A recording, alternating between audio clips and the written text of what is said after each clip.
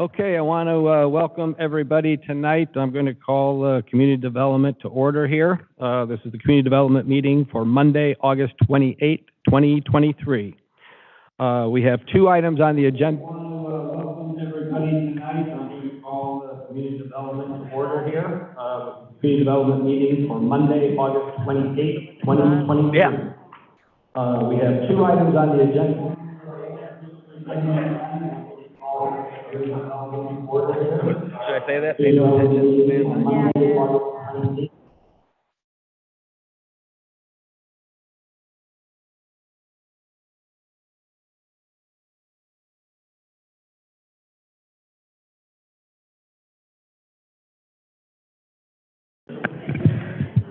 Mr. Callahan, if you could stop the voice throwing trick. That was good. I like it. Thank you, Mayor. Thank you. Okay, I won't repeat myself. Let's just go ahead. Two items. First is the approval of the Community Development meeting minutes from July 24th, 2023. So moved. Motion made by Mr. Oswald. Second. Second by Mrs. Mitchell. Question. Question on the motion. All in favor of the motion, please use the voting sign aye. Aye. All opposed, nay. Motion carried. Item 2 is the matter of a resolution honoring the Ridge Tool Company as they mark their 100-year anniversary. We have Mayor Whitfield and Councilman Lippian, so whoever wants to take the floor first. Mayor Whitfield. Thank you, Chairman, and good evening, everybody. Councilman Lippian, being the representative of the ward for Ridge Tool, thought it was important for us to recognize Ridge Tool as they celebrate this 100-year anniversary. You know, Ridge Tool is one of the more exceptional companies in the country, and we're so proud to have them here in the city of Elyria, proving that great things can still be made here in Elyria and around America. And this is a momentous occasion for them to be celebrating this 100 years. So we thought it'd be appropriate. Earlier this year, we gave them a key to the city, but we thought it was appropriate to bring something before council to also acknowledge and honor them. You know, it's important that we keep our businesses growing here in the city of Elyria, and this company is actually walking the walk and not only growing, but staying here in the city. So with that, I'll pass it to you, Chairman, and pass it to Councilman Lippian. Okay, thank you, Mayor. Mr. Lippian? Thank you. Through you, Mr. Chair. I agree. I think that this is an extraordinary moment in the history of the city, and the resolution speaks to that fact. It's interesting, I live on Garford Avenue, and this company is just down that street. Interestingly enough, the former plant that was the Garford plant, where the first padded bicycle seat was invented, according to historians from the Shoup historical residence. So it's just it goes even beyond Ridge. It goes to Garford, and it really digs deep into the history of the city. So we just wanted to write a resolution honoring them, not just as a Ward 1 company, but a true Illyrian behemoth and an American original. So with that, Mr. Chair, if you'd like to read the proclamation, I'll defer to you. Okay, I can read the committee report. Is that what you're saying? Or okay. Yes. What I'm going to do is read the committee report and then have you read the resolution, or I'm saying the proclamation, the draft resolution. But also, I'd like to make a few comments before we start. And if anybody else wants to, please raise your hand. The mayor is correct, and so is Councilman Lippian. Ridge Tool has committed themselves to Elyria. 100 years, you know, years ago, decades ago, I was a supplier for Ridge Tool. Had several conversations with Mr. Pond. Just the commitment he had to our city, and not just the city, but the workers in the city. He always referred to the workers in the city as talent, and that he got good talent from Elyria citizens. And I think that's strong. He has a commitment to Elyria. The key is they've been here 100 years, and they've stayed here, and they're growing. So that's all I'd like to say, and I'll read the committee report. Then, Mr. Lippian, you can follow. I'm sorry?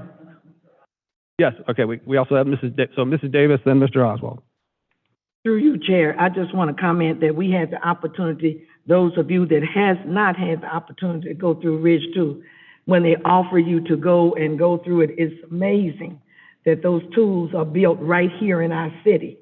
And if you get the opportunity, please go and tour the building. Amen. Amen. Mr. Oswald. Through you, Mr. Chair, so I'll give you a bit of history too. The Education Center used to be a school, and my dad did go to that school. And the other thing, I was just curious, they had, I don't know if it was a month ago, they had a big grand to do with a bunch of tents setting up. Were we there, or were we invited as part of that? Yeah, that was really targeted for friends and family of the company. Yeah. Okay. Yeah. Thank you. Yeah, thank you, Mr. Oswald. I do believe that my older brother and older sister went to that school as well. So that rings a bell. So anyway, anybody else? Any comments? This is a good thing. So this is positive. Yeah. Mr. Chairman, I'll just add that I think is a part of, I want to thank Councilman Lippian for taking the initiative to present this resolution to you all. And I just think it should become standard business for us to continue to celebrate the businesses that are here. Ridge Tool is one of the greats in the city, but we also have other great companies, Multilink, Crane, a number of companies. I don't want to miss any, but I think we should get in a pattern of making sure we're recognizing them, because it's the income tax dollars from those companies that help us have police, help us have fire, help us to be able to run this city. So we should really make sure this isn't the last, and then we make this a part of our practice. Yes, okay, very good. Agreed, definitely agree. Anybody else have any other comments? Okay, seeing none, I'll read the committee report. We have considered the matter of honoring Ridge Tool on their 100-year anniversary. This is a resolution supported by Mayor Whitfield, Councilman Andrew Lippian, and all of Elyria City Council to honor Ridge Tool Company on their 100-year anniversary. Could I get a motion? So moved. Second. Motion made by Mr. Schneider, seconded by Mr. Oswald. Question? Question on the motion. All in favor of the motion, please use the voting sign aye. Aye. All opposed, nay. Motion carried. Mr. Lippian. Thank you, Mr. Chair, and I'll preface this with a note of friendly competition with a neighbor city. Much has been said about businesses going to North Ridgeville, but this is one of those happy circumstances when we took a business that was previous in North Ridgeville to Elyria. So a little friendly competition with a neighboring city. And with that, I'll read the joint proclamation. Whereas we stand united in celebrating the pioneering spirit of an Elyria industrial powerhouse and American original, the centennial of the Ridge Tool Company. Whereas the rigid line of pipe wrenches, launched 10 decades past by Carl Ingwer Sr., William Thews, and Arthur Smith, red-hued and well-hewn, was based in 1923 in North Ridgeville, Ohio, relocating to Elyria in 1943, and remaining an integral part of our fair city since. Whereas, from the annals of American history, forming the backbone of our domestic industrial war effort during World War II, becoming a subsidiary of Emerson Electric in 1966, and trailblazing new industrial horizons globally from then on, Ridge Tool doesn't merely represent a legacy of tools and machinery, but epitomizes an ethos, a century-long commitment to quality, craft, and the spirit of enterprise, which forged indelible imprints on both the professional trades and DIY enthusiasts alike. Whereas these tools, birthed in the crucible of Ridge's vision and bathed in a distinctive red, have served not merely as instruments of craftsmanship, but as testamentary symbols of dedication and indomitable entrepreneurship, they symbolize the relentless ingenuity of Elyria's people, reminding us that with faith, grit, determination, and rugged individualism, our dreams are possible and potential knows no bounds. Now, therefore, drawing from that wellspring of innovation and resilience which has supported our city through both our brightest and darkest hours, may our joint declaration this day pay solemn tribute to the Ridge Tool Company, recognizing them as a beacon of industrial endurance and creative achievement, shining a light upon the prosperity of our heritage, the promise of future tomorrows, and upon the shared spirit of the pioneer, which has ever been our standard bearer and guide. Thank you, Mr. Lippian. Appreciate that.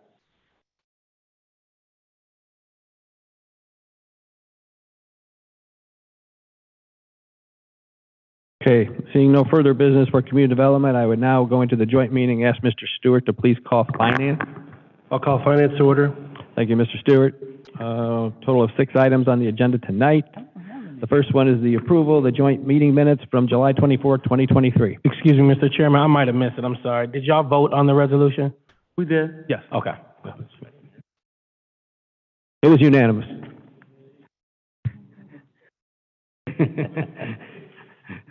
Okay. So 6 items on the agenda. The first one is the approval of the joint meeting minutes from July 24, 2023. Can I get a motion? So moved. Second. Moved by Mr. Schneider, seconded by Mrs. Mitchell. Question on the motion. All in favor of the motion, please use the voting sign. Aye. Aye. All opposed, nay. Motion carried. Item 2, the matter of fiscal year 2024 Community Development Block Grant Action Plan and 5-year consolidated plan. This is the first of 2 public hearings.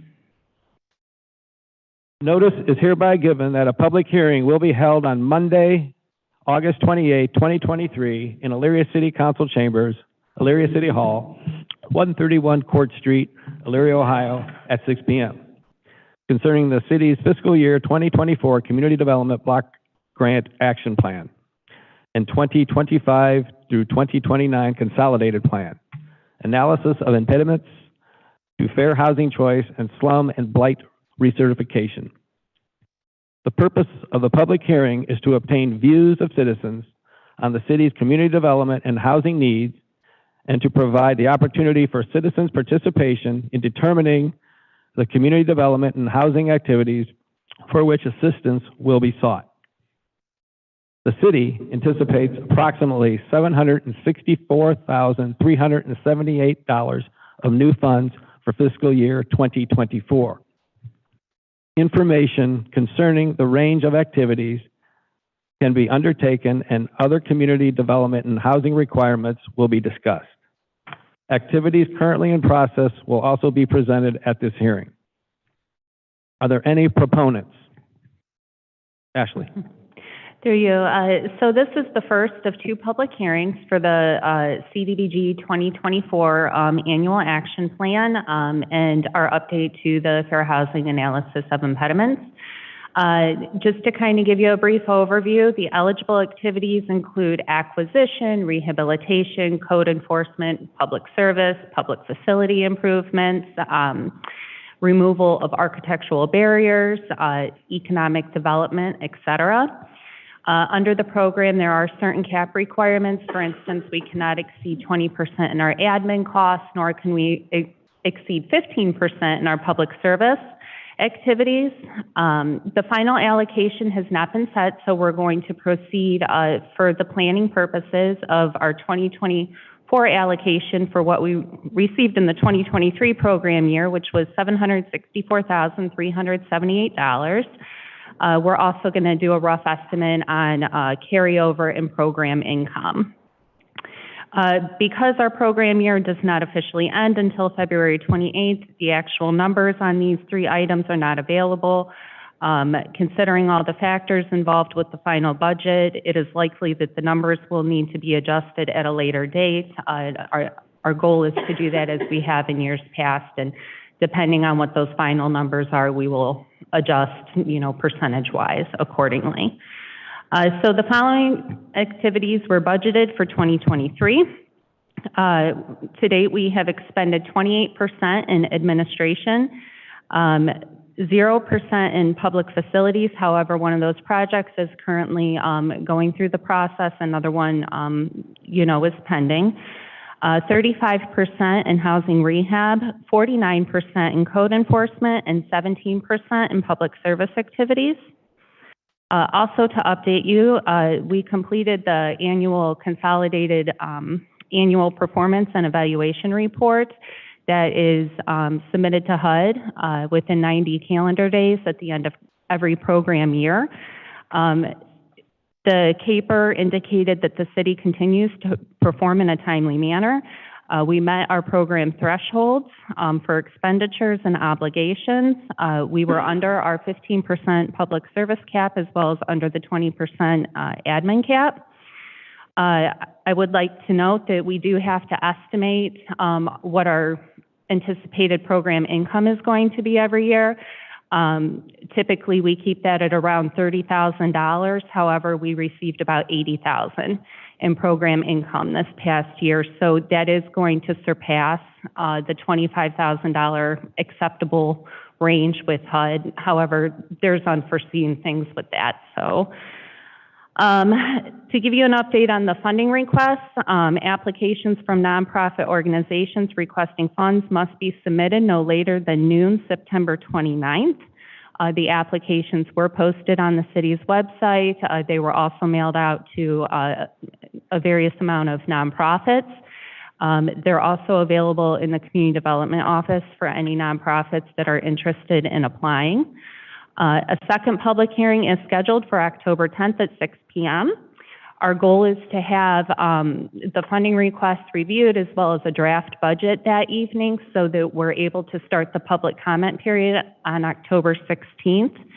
The public comment period will run through November 20th, and we will return to you at the November 27th committee meeting with any comments that we received and requests for final consideration. The goal is to have the plan go before full council on December 4th. And to fill you in on the 2025 through 2029 consolidated plan, we are meeting with the consultant in October. We're going to be holding stakeholder interviews as well as begin the field work for the slum and blight recertification and the analysis of impediments recertification as well. I am available for any questions. Thank you. Are there any questions from anyone on the panel?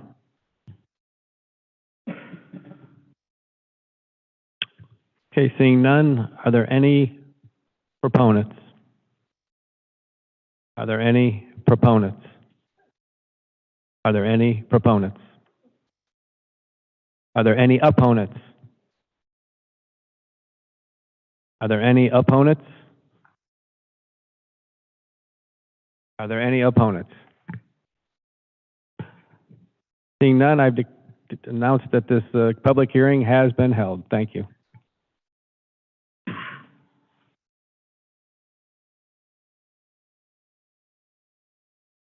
Item 3 is the matter of a community development block grant consolidated annual action substantial amendment.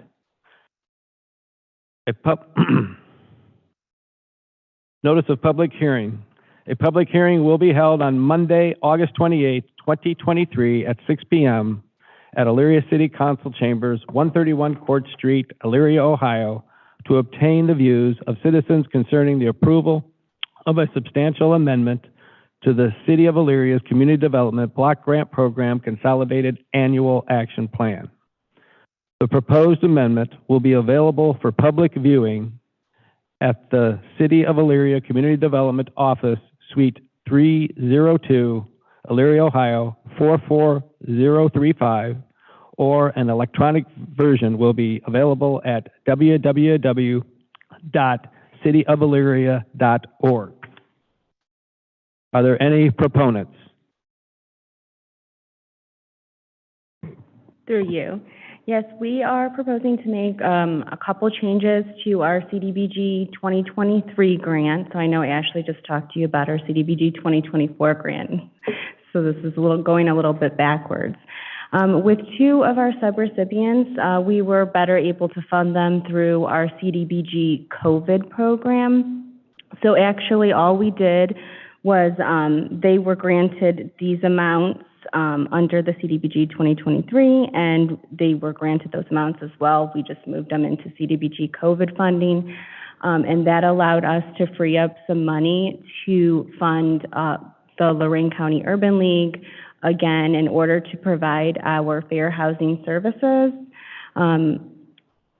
As you're aware, we did just apply for the Community Housing Impact and Preservation Program, which is a grant that we have to help residents rehabilitate their properties. And part of the requirements for that grant is for us to have a fair housing program, which includes having a number that people can call, having brochures and information to give out to residents, and also to have a certain amount of trainings, and the trainings need to cover the entire grant period. which if we are awarded this grant, it begins in December of this year.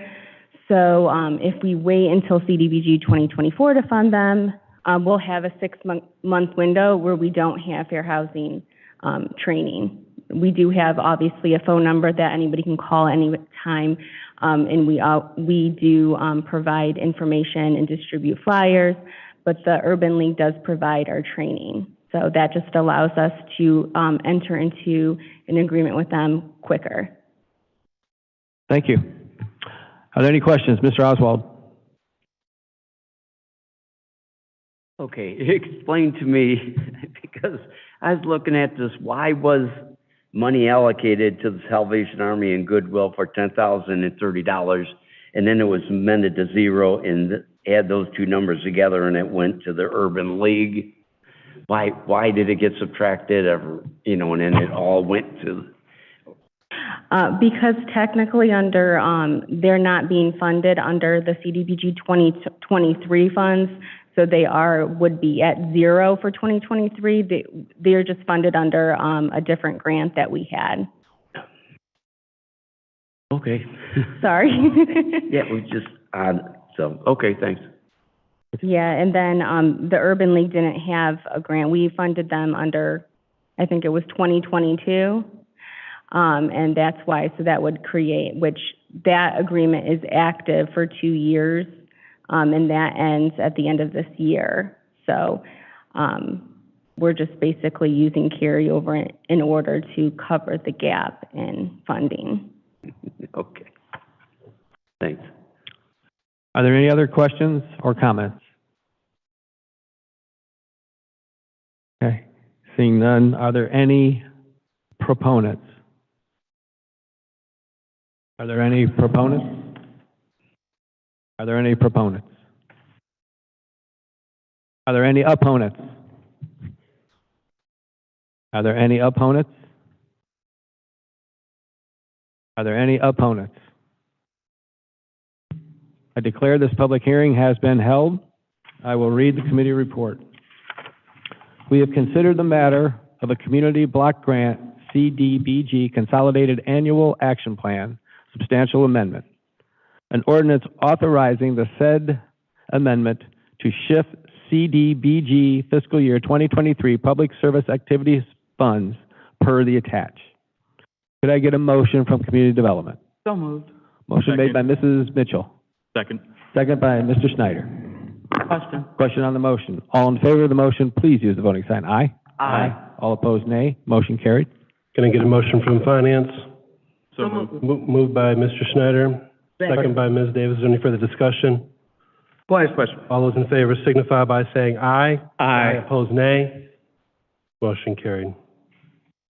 Sorry, through you, Mr. Chair, this has been requested as an emergency, so if the motions and the second do concur, and also, I guess, the votes. I concur. Concur. So if you could just back up a little bit. Thank you.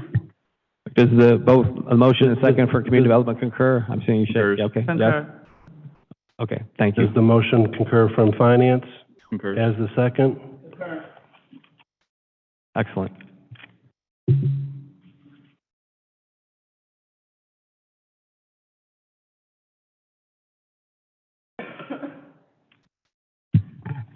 Okay, item 4 is the matter of an amendment to a previously approved downtown historic redevelopment grant for improvements at 246 2nd Street. Through you. Yes, this applicant has already applied for a roofing project.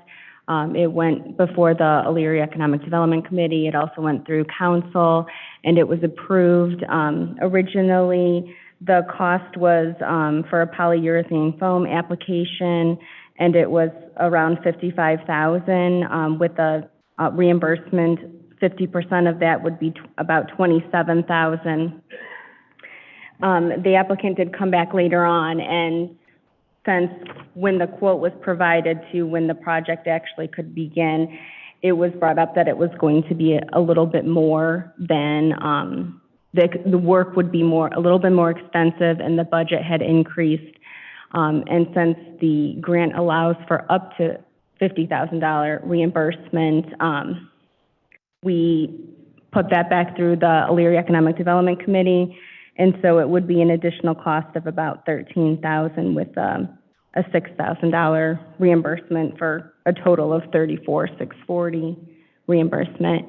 And we do have a representative from the Elks, Mr. Brino, here to speak a little bit about his project.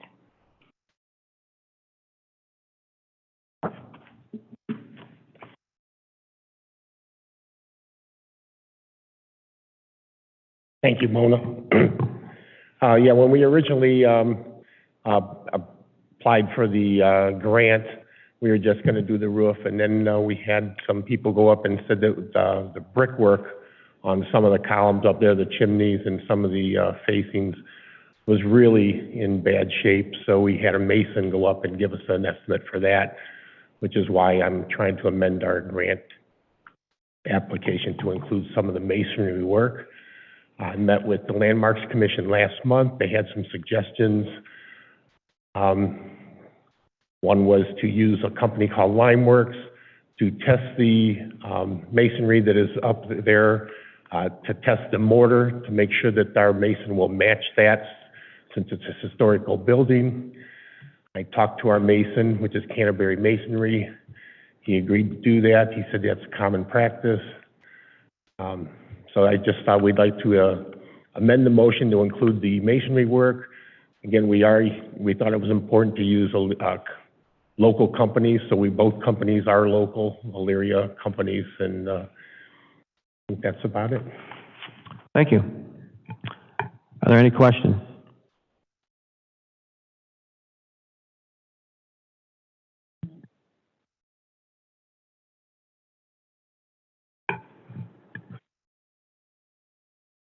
Through you, Mr. Chair, Ms. Almobayed, is there a previous ordinance connected to this project? I just didn't know if council previously approved the original. I'm not sure if I attached it to the resolution, but I can get that to you. I can get that to I believe Council we Clerk. did. Okay, Yep. all right. Yes, if you could get that to my office. Okay, yeah, That'll it's just help. 2023-57. But I will 57? let you have, yeah, 57. All right, thank you. Mm-hmm.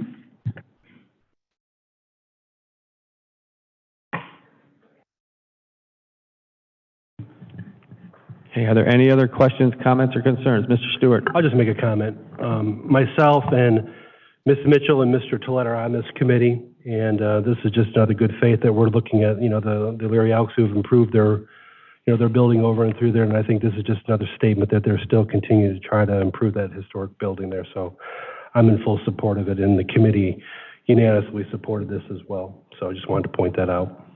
Thank you, Mr. Stewart. Mr. Tolet? I was going to say, through you, Mr. Chair, I was going to say the same thing as Mr. Stewart. Thank you for investing in our community as well. It's appreciated. Thank you. Any other questions, comments, concerns? Seeing none, I'll read the committee report.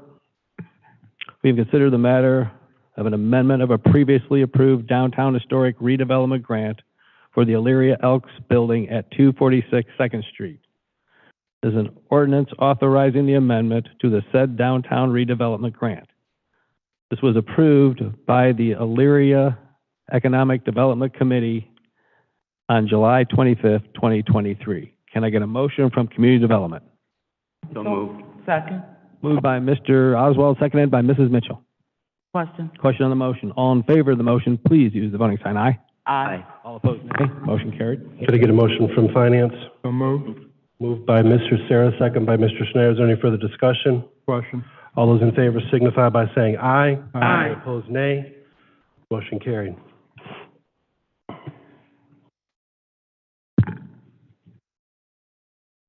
Okay, item number 5 is the matter of a revolving loan fund in partnership with ECDI.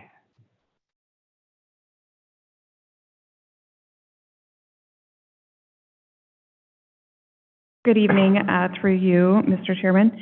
So this is a a item that was referred in May that we discussed at the committee level. As a reminder, this is a revolving loan fund that we are proposing in partnership with ECDI. The reason we took a look at this is because our current economic development programs are really geared towards real estate improvements and are largely limited to downtown. So there is a need to address access to capital, especially for historically underserved backgrounds and communities. We know, given the current lending requirements and economic circumstances, that access to credit is getting more difficult as banks are tightening those lending requirements and interest rates are on the rise. So to help address this need, we are requesting to partner with ECDI, the Economic and Community Development Institute, to create this revolving loan fund. The request is for a $250,000 grant to ECDI, of which $170,000 would be used to seed the revolving loan fund. $30,000 would be set aside for loan loss reserves, and $50,000 would be used for administrative fees, including underwriting and small business technical assistance. So if you'll remember, in May, when we discussed this at Council Committee, we had two employees from ECDI, Fonda Williams and Jasmine Dixon, here, and they described the program in greater detail, and we discussed a lot about the technical assistance that they provide to these businesses. Or potential business. They work with a lot of startups and entrepreneurs. So, they're typically smaller loans. I believe if their average loan was $1,000 or less, to help people get started with their small businesses. And they had provided, there were, Council Committee had some questions about success in programs in other areas, and they responded with information for their Canton program, provided a Lorain County analysis, small market report, and also some data about their the impact for other communities that they served.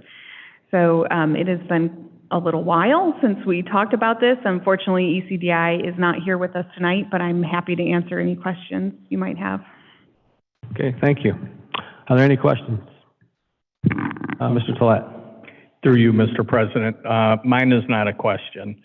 One thing that was brought up in the initial consultation was the $80,000 in overhead, which represents just under 30% of the total amount that we would be funding. I think as a council, we made a commitment, as the majority of council made a commitment to diversity, equity, and inclusion. So I wholeheartedly support this program. What I don't support, though, is spending 30% of the funds on, and I think it's something that we could manage both in-house or through Mike Griffin downtown and or through Lorain Community College, maybe a three-way partnership and or including a local bank to manage it. But I think to spend 80 of the $250,000 on this program, if the average loan is $1,000, we could fund another 80 loans potentially by doing this in-house and setting up someone or some group in-house or in partnership with Mr. Griffin or Lorain Community College, because we would be the ones on the hook for the funds. So a bank or credit union may be very, very interested because we're assuming all the liability in this. Thank you. Thank you. Mr. Chairman, I just want to clarify, unless you were going to clarify what the 80 grand is, because just to be clear, the 30,000 is for earmarked as a loan loss reserve, and the 50K is towards staffing. So one of the things for this program that we heard, I think, when I listened into the committee meeting, one of the concerns, and I think maybe Councilman Stewart had brought the concern, was people having access to a dedicated staff person and not having to worry about going to Cleveland or somewhere outside of here. That 50K makes sure that they have designated staff here in the city of Elyria to be able to service our community. The other piece I think is important to note is that our $170,000 that would go into this lending pool is really unlocking a much broader lending pool that they have. They have access to millions of dollars, and what we're in essence doing is leveraging this $170 to put a focus on Elyria. So they got this money, this program exists with or without the city of Elyria, but what we're doing by proposing this program is having them put a dedicated staff in the city of Elyria to work with our small businesses and have a dedicated fund that they can lend to these small businesses to get them going. So I just wanted to make sure those pieces were clear. And the last thing I'll share, or probably won't be the last thing, but the next thing I'll share is, we've been proposing various small business supports to council. I did some research. Since May of 2020, we've proposed several different options of supporting our small businesses. Of those discussions, we were able to get some COVID dollars out from the CARES Act. We were able to get some money out through the American Rescue Plan Fund. We were able to get some CIC funds out. So we were able to get some funds out to some small businesses from a grant standpoint. But to keep that sustainable, we think the revolving loan is an important tool that we need to have here in the city of Elyria.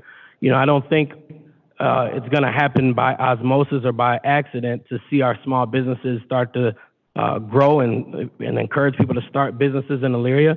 I think we have to put these sort of incentives in play to not only entice people to start up in Elyria, but if any of you have ever started a small business, it's difficult. That runway, that first year and a half, you need that line of credit, you need that extra capital, and a lot of businesses fail within that first year. So having a program like this, and it will be leveraged by other banks. Oftentimes, this is a part of a capital stack where the bank will say, we'll do a portion if you can secure the other portion. So again, I think we proposed several alternatives, including doing in-house. When we proposed the QCT program, that was in-house. So we proposed the in-house option in the past, and we heard feedback about that around the complexity of that. So this, we feel like, is the next best option. And I hope I clarified to Councilman Tolet around the 80,000 point that was made. Thank you. Okay, thank you, Mayor. Mr. Tolet? Through you, Mr. Chair. Again, I agree with the mayor wholeheartedly. This is an awesome program. I just don't think we need to use the outside source. We're the bank. What do we need a $30,000 loan loss reserve for? Why would we need that if we're the bank? If somebody goes bad on a loan, I don't understand that. Thank you, through you, Mr. Chair. I hate to speak on behalf of ECDI and their business model, but when we have discussed it in the past, it really is to secure that larger loan fund, and they leverage other funds. So there may be a commitment that the fund, part of the city's fund may go into that loan, but it may be matched by other lending sources that require that loan loss reserve. So that is a set aside for that. So, back to the mayor's point, they do have 44 different lenders that they leverage with a combined $60 million pool of funds. So depending on what those different lending requirements are, they may require that loan loss. And then just so everybody is aware, as those loans get paid back, it goes back into that fund. Correct. Yeah. Correct. One more point, Mr. Chairman, through you to Councilman Tolet, and I guess to the rest of the committee. If that does give you all some heartburn around the 50K administration, again, that's to have staff here for X amount of time. We can ask them to cut that in half and say, hey, we don't need you to be here the whole 50K, just 25K of dedicated time, which would just be cutting in half that amount of time that person would be dedicated here. From our standpoint. And, we could also try to help them raise the other 25K as well. So we just want to see this move along. So if that's the heartburn, then we can work around that. Okay, next hand I saw up was Mrs. Mitchell. Thank you, Mr. Chair, through you. I guess to the mayor, will they be located here in Elyria? Yeah, so that 50K is to have a dedicated staff here in Elyria. I don't know at the last meeting if they spoke specifically about what hours. But they were having conversation with the Elyria Community Partnership about sharing space with them, as well as they talked to us about office space where they could be housed at. So we would partner with them to help them find a home that's accessible to folks. Thank you. Okay. Then I saw Mrs. Davis, and after that, it'll be Mr. Lippian. Through you, Chair. Did you, with the money, did we say exactly what department or where the money is going to come for us to leverage this for them? Have we discussed exactly where the money is going to come out of? Or do we need to see Mr. Pileski? I believe that this came through Issue 6 Economic Development Fund. Excuse me? I believe we had proposed Issue 6 Economic Development Funds to be used for this revolving loan fund program. All right, thank you. And through you, Chairman, just to further build off of the question, and I think Director Pileski was going to share, we allocated $1 million at the beginning of the year for a small business program that wasn't approved, so we could also restructure it so that those resources are used. We moved some stuff around, but that'd be for a question for Director Pileski about the mechanics, but we could potentially move things around so that that $1 million, we take some of that and put it towards the program. Okay. Mr. Lippian. Thank you. Through you, Mr. Chair. Thank you. Dawn, do you know off the top of your head if there's going to be a contingency associated with the loaning of this money in the revolving loan fund for the employer to receive a certain amount of money if they can commit to creating a certain full-time equivalent amount of jobs in exchange? Thank you, through you, Chairman.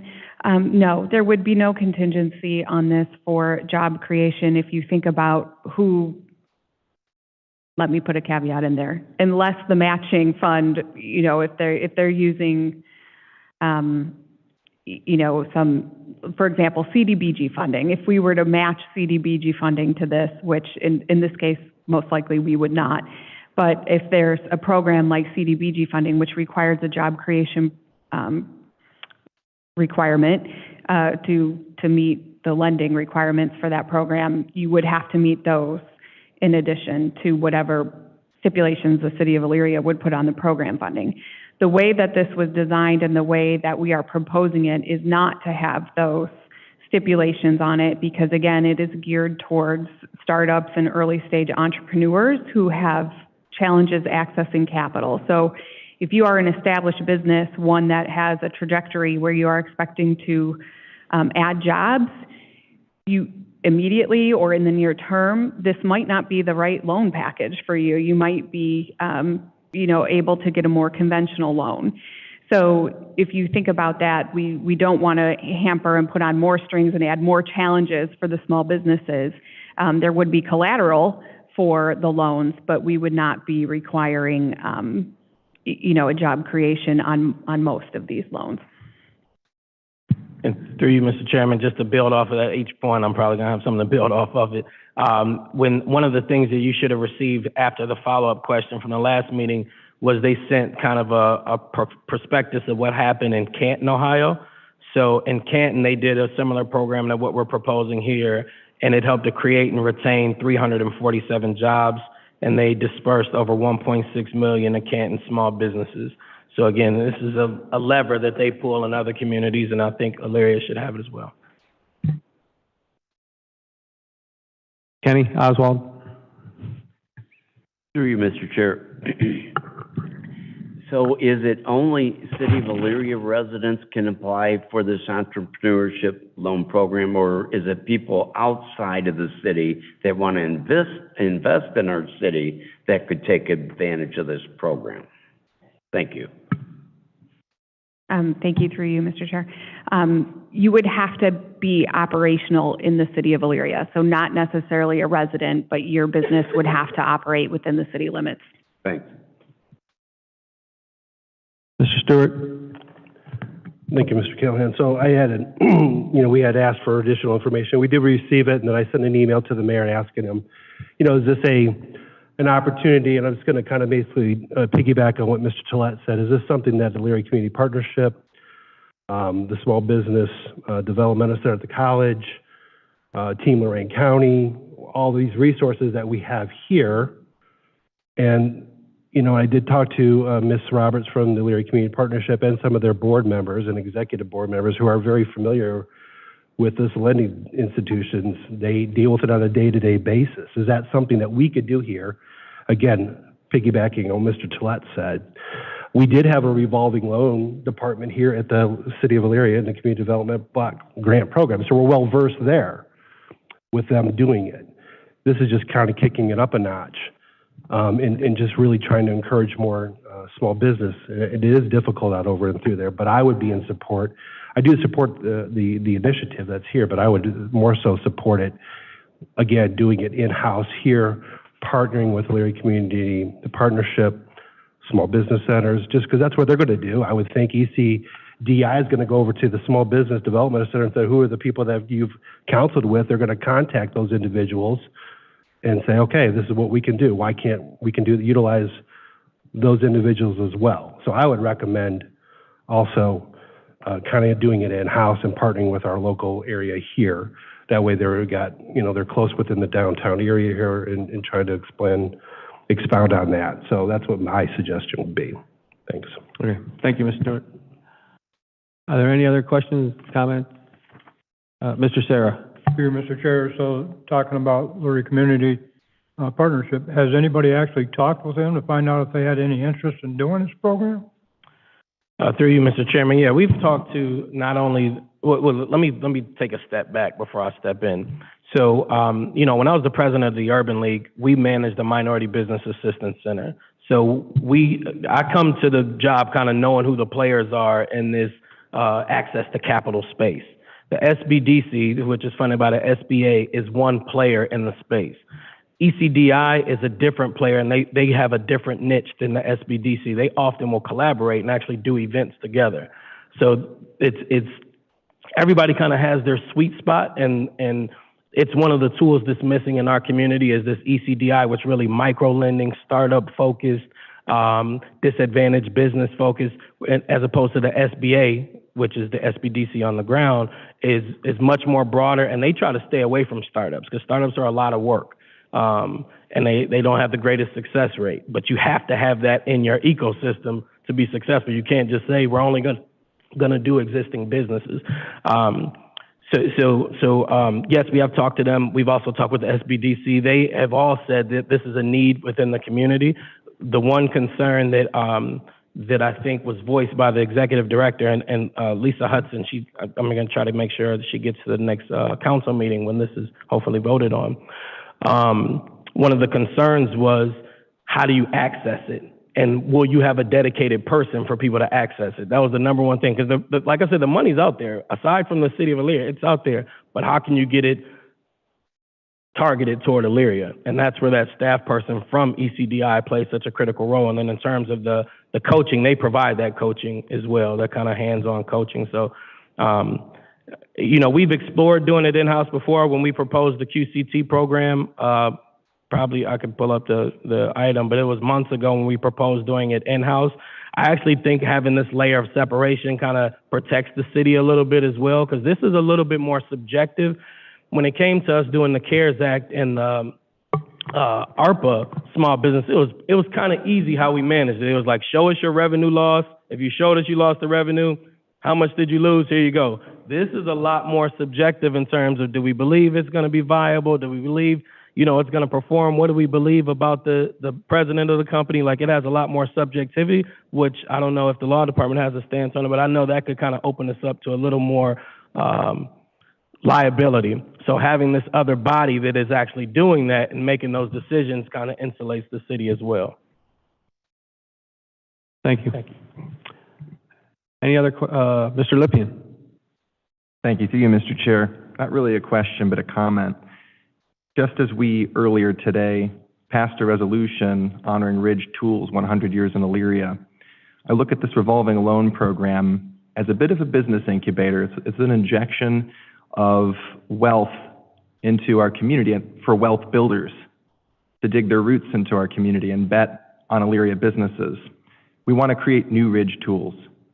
We want to find new companies that will be able to set up and spend another 100 years in Elyria. So this is a very intriguing program. I've just spent some time at the Cleveland Foundation recently where I've heard multiple stories of people that got very small loans and turned it into multi-million dollars.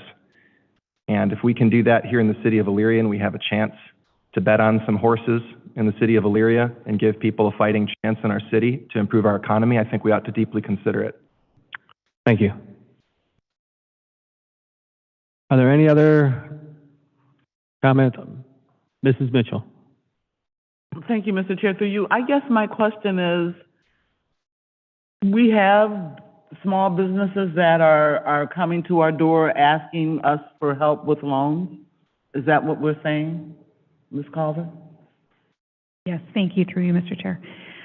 We do work with a number of small businesses that do come look for grant opportunities and financing opportunities. So it is definitely a need in the community. And again, if you look back at our programs at the city, we have programs that encourage the redevelopment of properties. However, we don't have any capital programs currently. So it is a big need. I will say, by and large, people always ask for grants first. And that is very, very, very rare for a startup to get a grant. They usually have to, I mean, it's very rare, period, to get a grant for a business.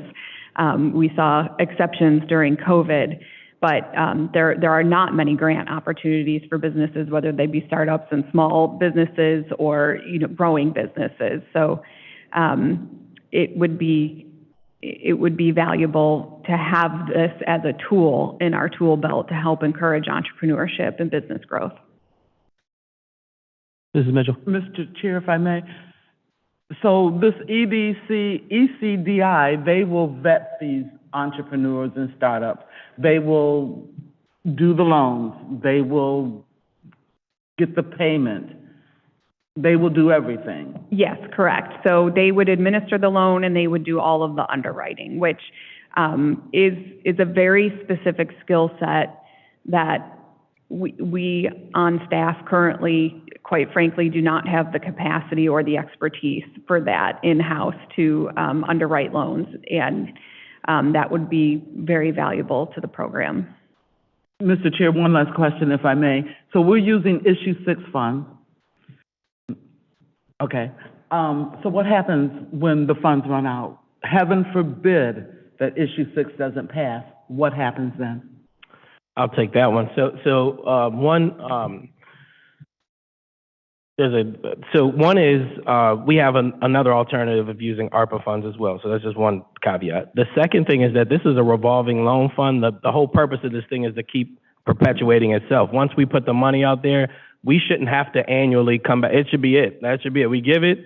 It's seed money, community, do what you can. And fortunately, hopefully these loans will go to successful companies that'll pay those loans back, and then it'll be right back in the pool for the next entrepreneur. So this is a one-time seed investment or seed grants.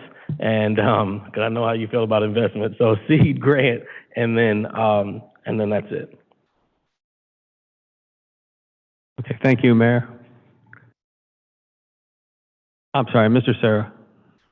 Through you, Mr. Chair, I just want to make clear that when we talk about Issue 6 funds, it has nothing to do with the streets or any other department. It is money that was set aside specifically for economic development, and it's coming out of that particular pool. That is correct, yes. And through you, Chairman, my recommendation for tonight, though, is actually to use the ARPA funds for this, because we already allocated $1 million towards small business. So my recommendation would be to utilize the ARPA funds, or find a way to use the ARPA funds as a backup to the funding. Thank you. Law Director Deary. Through you, Mr. Chair. Mr. Pulaski, my understanding is, and I may be misunderstanding, but has money already been appropriated for this from Issue 6, economic development? Through you, Mr. Chair, there is, bear with me one second, I've got the report here. Okay.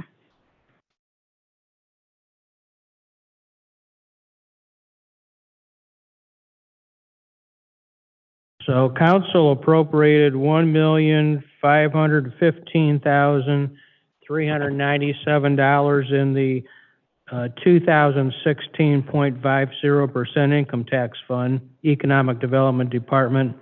Of that amount, $517,851 is unspent and unencumbered. And just to follow that up, do you have a recommendation on whether issue 6 money or ARPA money would be used, should this move forward?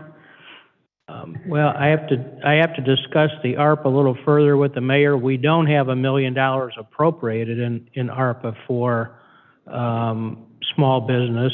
Whether that's part of the $3 million that's unappropriated, could very well be, I guess. But as it But we're stands- not going to use all I'm sorry. 1 million of it. But as it stands now, there is money in issue 6, should that be the way that council goes. Well, there's several line items in the total that's available is $517,851. I don't believe $250,000 was appropriated for this purpose in the beginning when we passed the budget in March, but there are line items that have enough if they wanted to forego whatever that money was appropriated for. Okay. Thank you. Mrs. Mitchell. Thank you, Mr. Chair, through you. I just want to go on record. If you were going to use ARPA funds, Mayor, you know what I'm going to say. Let's take that $517,851 and put it to our streets. I don't know if we can do that, but you know I'm going to say it. Yep, no doubt about it. Through you, Mr. Chair, Mr. Brunig has some insight on this as well. You give me too much credit. I have questions, no insight. A couple of things got my attention that were said, and I personally would want clarification. If, we're going to advise you guys, I would like clarification on a couple of these things. So Dawn, these are mostly questions for you.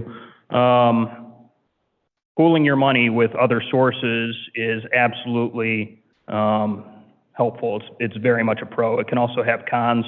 I'm wondering if there are guaranteed minimums that we would get back as a city based on the amount that we contribute to this pool. Is Elyria guaranteed a cut of that? If we're contributing $200,000, are we guaranteed at least that much in lending? Or is that money going to go somewhere else and we lose all control of it from there? That's one question. I've got more. So, thank you, through you, Mr. Chair, to Mr. Bruning. I believe, if I understand your question correctly, the loans would be secured with collateral that ECDI would determine through their underwriting process. So with that, if a loan was to default, they would use loan loss reserves if needed, but also that collateral. So it would, are you guaranteed a return? Not necessarily, but that is, the purpose for this program is to make the best possible decisions you can for people who are not able to get financing through a traditional bank. So I want to be clear that it is riskier than traditional bank financing. It is. But ECDI has had a good track record. You can see through their Canton report and some of their metrics, the return on that investment has exceeded the city's initial investment in the other communities they've worked in. Did that answer your question? Not really. I wasn't clear on my question, I guess, and that's my fault. I apologize. So if we're pooling our money with that of other communities through ECDI, does that money stay here? Can our $200,000 go elsewhere? Reciprocally, can their money come here? And are we guaranteed any minimums on that? Okay, I apologize, I misunderstood. We would not be doing like a risk pool with other communities. So Elyria's funding stays specific to Elyria. The other communities' funding stays specific to Elyria. They really leverage nonprofit lending sources and federal sources to match the amount that the city would put in there. Second question, unrelated. You mentioned that ECDI would be basically performing the functions of a loan servicer in this. They would be performing all of the administrative tasks. Who's the actual lender? Are we still the lender? Are we entitled to the lending documents? Do we have the right to foreclose, collect, pursue collateral, pursue debtors individually or as a business? What happens there? Whose responsibility is that? Do we, as the city's legal counsel, initiate those? Does ECDI do that on their end? And what are the anticipated costs in association with that? Thank you. So ECDI would be responsible for all of that work. So the city would not be initiating the default. ECDI would provide regular reporting to the city, so we knew how that fund was performing, but we would not be involved in any kind of calling of the loan or any kind of servicing in that manner.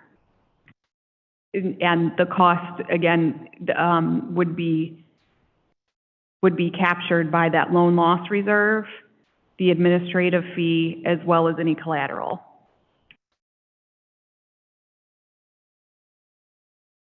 That answers some of my questions. I think I'll have to follow up a little bit more if council determines they want to go ahead and pass this. Just a comment, from an advisory standpoint, if you were to ask, I would tell you that I actually do agree with administration on this as far as, the administration being, outside versus in-house. I don't know that that's something that I would necessarily recommend taking on internally for a project of this complexity, for various reasons. One of the key reasons being subjectivity. Okay, thank you. Mr. Oswald. Through you, Mr. Chair.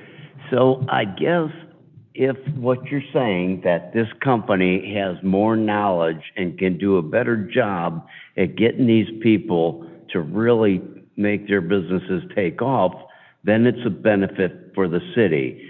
And if the city really doesn't have that type of education to go, to do as much work as this company is, then we could go through the motions, but maybe we couldn't project it to the next level. And I think it could work if that would happen.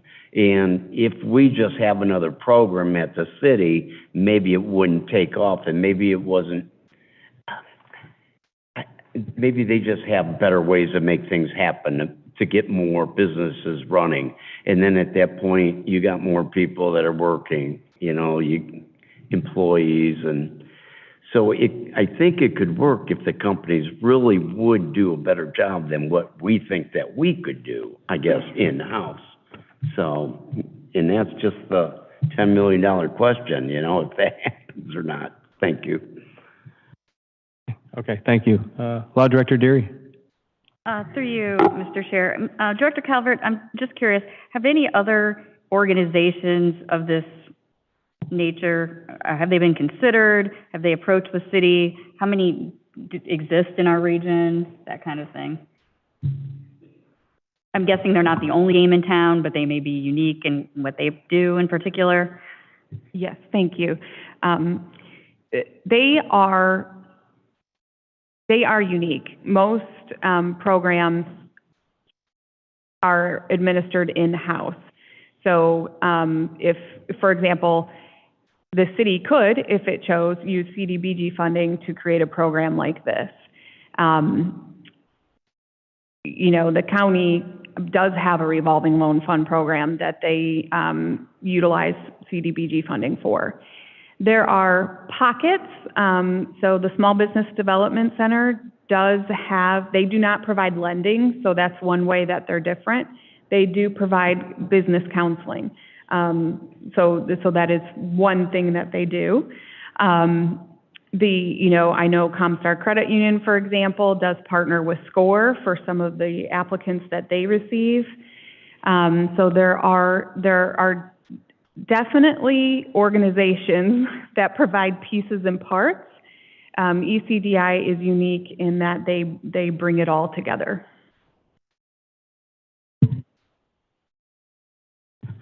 Mr. Schneider. Through you, Mr. Chair, to Director Calvert, is the $50,000 administrative fee, I'm sorry if I missed this, is that a one-time fee, or do they charge that annually, or how does that work? That would be a one-time fee. One-time fee. All right, thank you.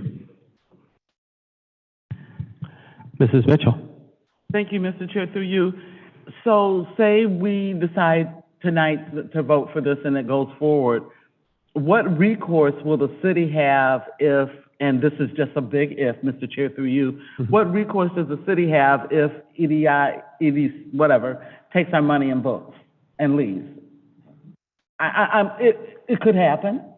What recourse will the city have? So, I'll give a little bit to that, then I'll let Director Deary do her thing. But I trust that the law department will make sure that there is recourse for any bad behavior or any foul behavior. Now, this is risk capital. Now, if we give it out to these small businesses and they don't succeed, you know, that's the risk we're taking. We're kind of betting on our city to build, but I think the law department will make sure in this agreement that there's a way to, you know, any foul play.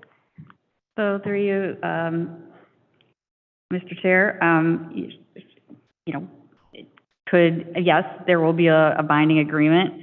Can anything within the realm of possibility happen? Absolutely. Can legal action be taken to recoup? Yes. Can you get blood out of a turnip? No. I mean, heaven forbid, yeah, if somebody goes bankrupt or, you know, flees in the middle of the night, I'm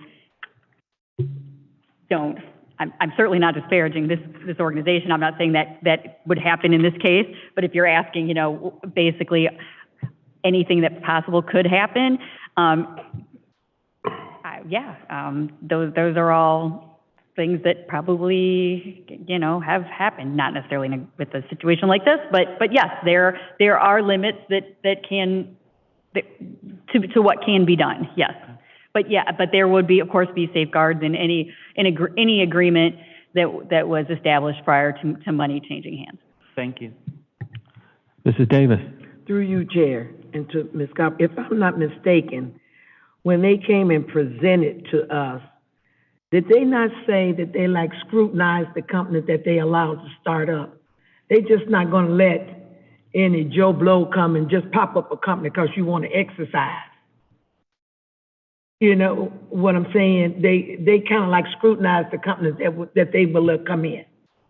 Yes, that's correct. They would go through an underwriting process where, you know, I think one of the examples that they gave is that if there is an immigrant who's new to the country, they haven't had a chance to develop a credit history, so there's no way to use a credit score to determine credit worthiness.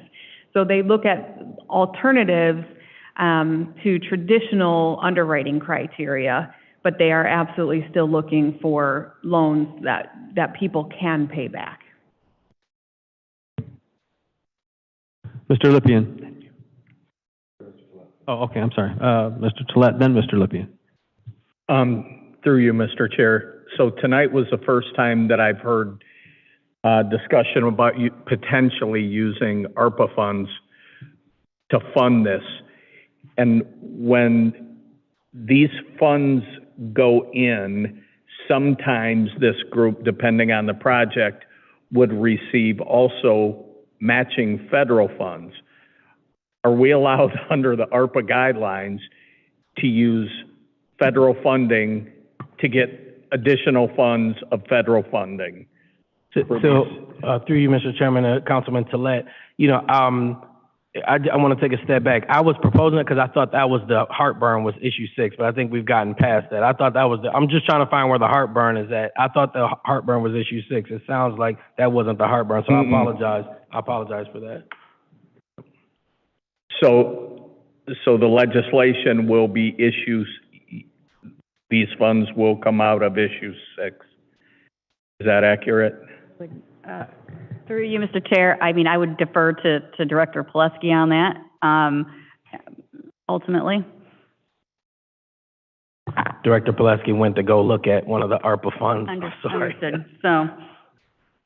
Doing his homework. If you use anything other than ARPA, it's going to have to be issue 6, because or enterprise funds, I suppose. You can't use general tax revenue to lend credit to private enterprises. So it's going to have to be issue 6 because it's a tax specifically enacted for, among other purposes, economic development, which this theoretically would fit.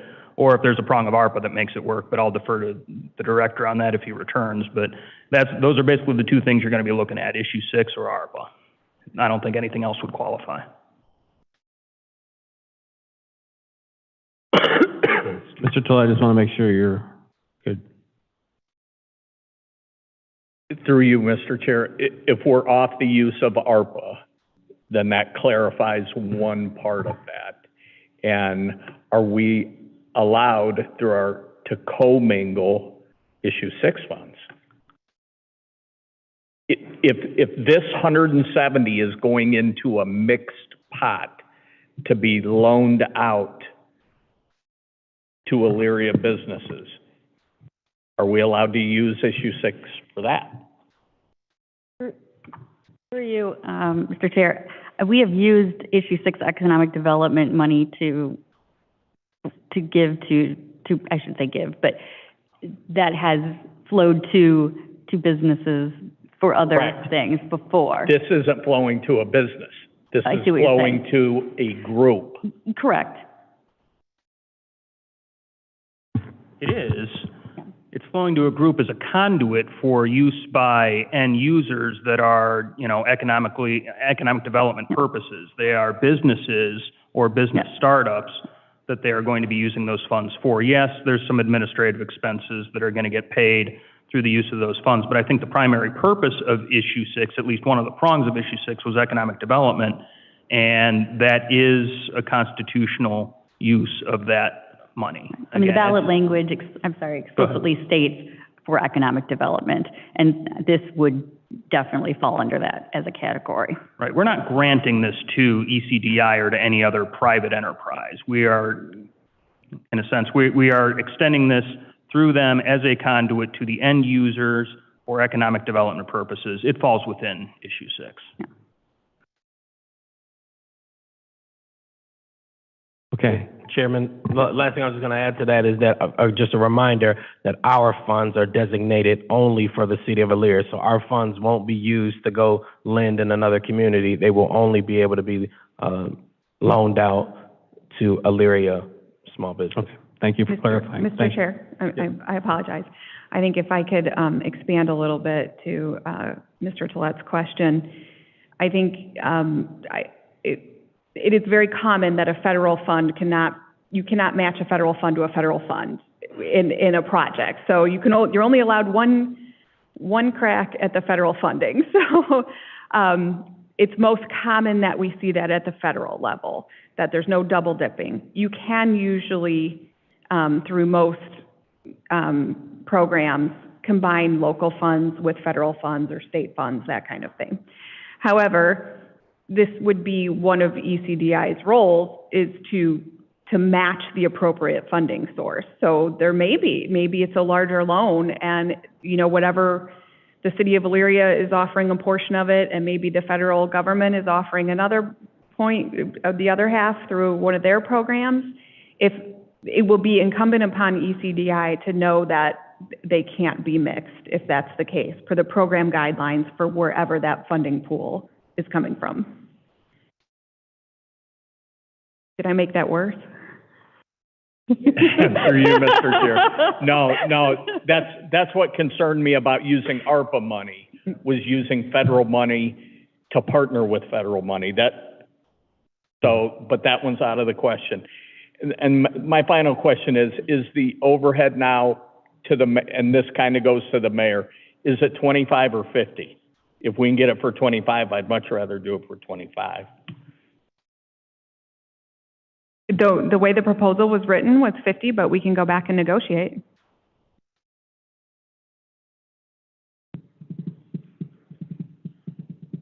Okay. Mr. Lippian. Oh, okay, thank you. Mrs. Mitchell. Thank you, Mr. Chair. Through you, just a quick question. Can we put in the legislation that we require regular reporting from EDCI to this body so that we know what they're doing? Absolutely. That would be an expectation of our relationship with them, certainly. Thank you. And Mr. Chair, if I may, one other question. I'm sure the law department will have an ironclad contract, but in that contract, there should be an escape clause, I don't know what you call it, where if this agreement is not working out, we can walk away and not suffer any penalties. I would like to see that as well. Thank you. I don't know, Mr. Brunig, you're making a face. I don't know if that's something we could do. Well, when you say not working out versus if they're actually, doing something that would constitute a breach of the contract, I guess. I mean, there's some subjectivity with that. Obviously, we'll write a contract that gives us the ability to monitor this, that gives us the ability to, to remedy breaches, whether that's through the court system or some kind of self-help executing method. I don't know what that would be at this point.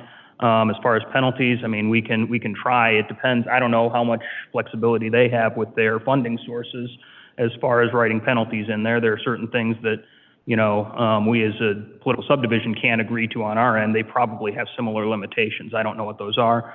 We'll examine that before we enter into a contract, and we'll do our best to make sure the city's interests are protected like we always do. That's all I can promise. Thank you. Yeah. Okay, Mr. Snyder.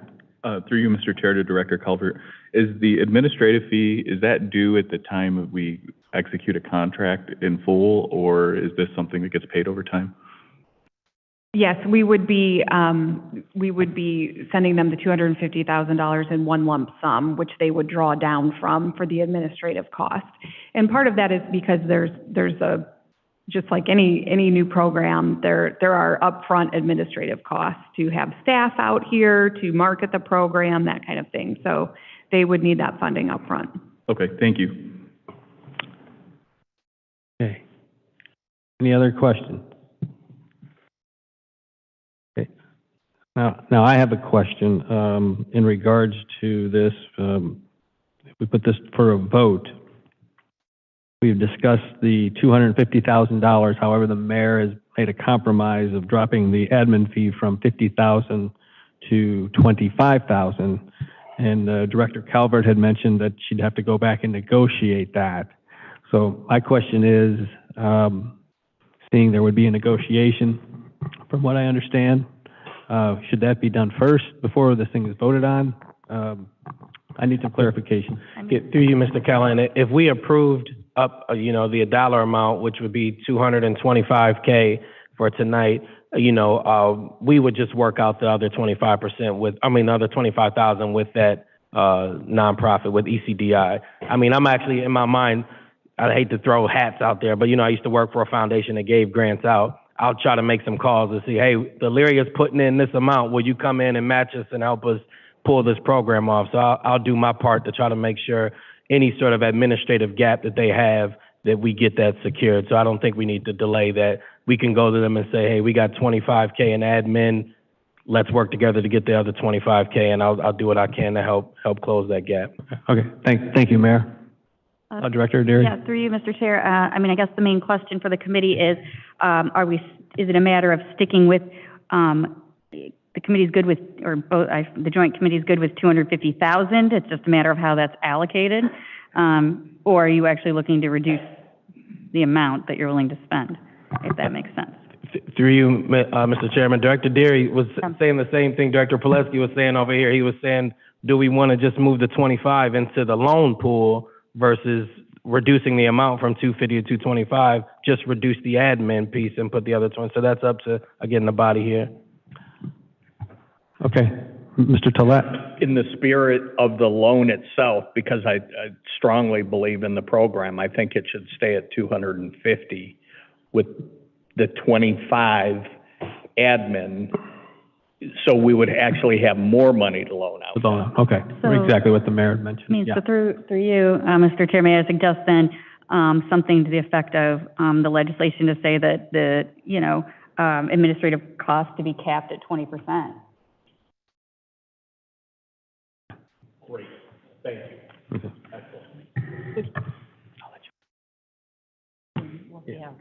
Okay. Excellent. Okay.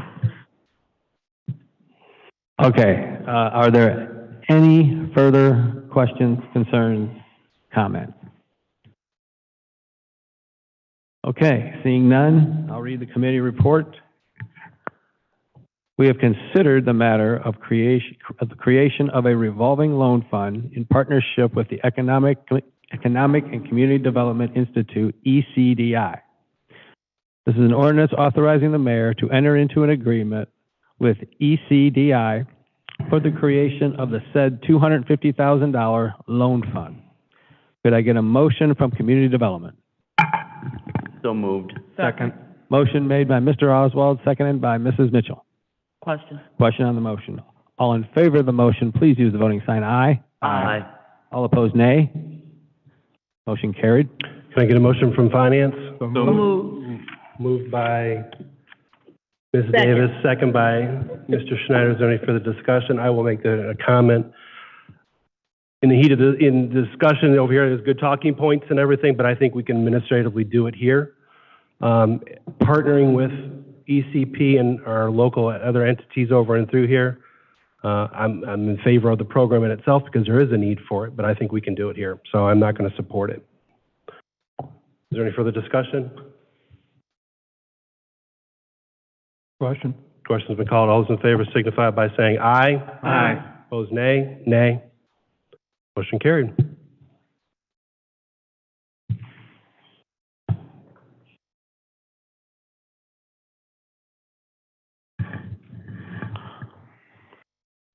Okay, we have one more item for the joint committee tonight, and this is the matter of a TIF agreement for ABC Eaton Point.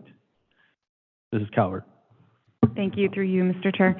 Back in May, we passed a development agreement with ABC Development for the construction of the public infrastructure for the Sheets and Aldi's project over on near Chestnut Commons. So as part of that development agreement, we agreed to enter into a TIF agreement, which is 75% 10 years. So tonight we are asking the council committee to consider the adoption of an ordinance declaring those parcels for tax increment financing, which the city will use then to help with the cost of the purchase of the road. So once the road is completed, the city plans to purchase that road. The amount that we agreed to in the development agreement is capped at $1 million for that. And this TIF is the legislative process to make sure that we can capture that incremental property tax value and redirect it towards that cost of the road. And the Midview schools and JVS were notified on August 21st by email and certified mail. Okay, thank you. Are there any questions? Mayor Whitfield. Thank you, through you, Chairman, to the committee. I know this project is one that we had a lot of discussion about, and one of the concerns I've heard from residents is the displacement of the Aldi grocery store from the south side of town. And I wanted folks to know that a part of our development agreement with the developer is to help us find a new grocer for the south side of Elyria. And our meeting is actually tomorrow. With one of the meetings, I should say, is tomorrow with residents, and anybody can join Second Baptist at 6 o'clock. Where the developer will be there talking about how grocery stores find their location, what are the values and traits that make a good location. So that's a part of our development agreement with this person. Because I know you might get questions about, well, why are y'all supporting this folks moving over here to Aldi's? With a part of our agreement is for them to help us find a better solution for the south side of Elyria. Okay, thank you. Are there any other questions? Okay. Seeing none, I'll read the committee report.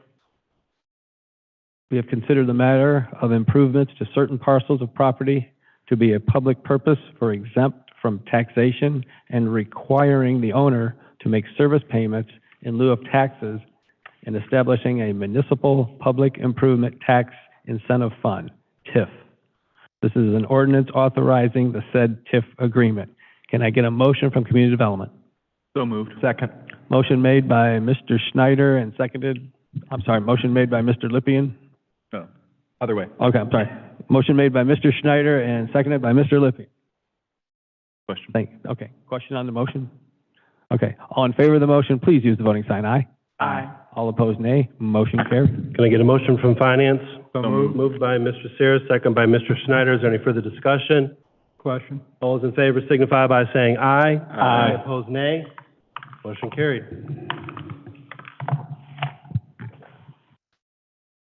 Okay, well, before we end this thing here tonight for community development, I think that we had a great spirited and healthy debate tonight on all topics. So thank you to everyone involved. I know you're probably going to want to do we don't want to continue this, but I'm sure you're going to take a recess for finance, but I'll ask for a motion for the adjournment of community development. So moved. Second. Motion made by Mr. Schneider, seconded by Mrs. Mitchell. Question. Question on the motion. All in favor of the motion, please use the voting sign aye. Aye. All opposed, nay. Motion carried. Meeting adjourned, community development.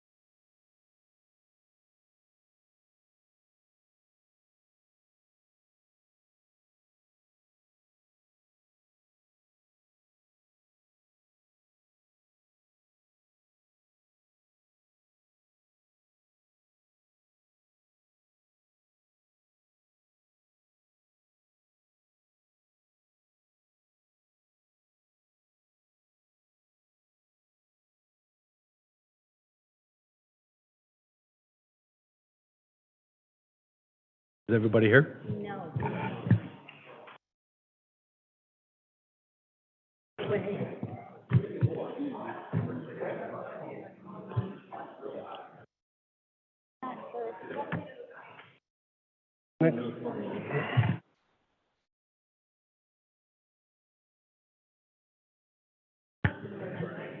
Okay, we're going to continue on with Finance.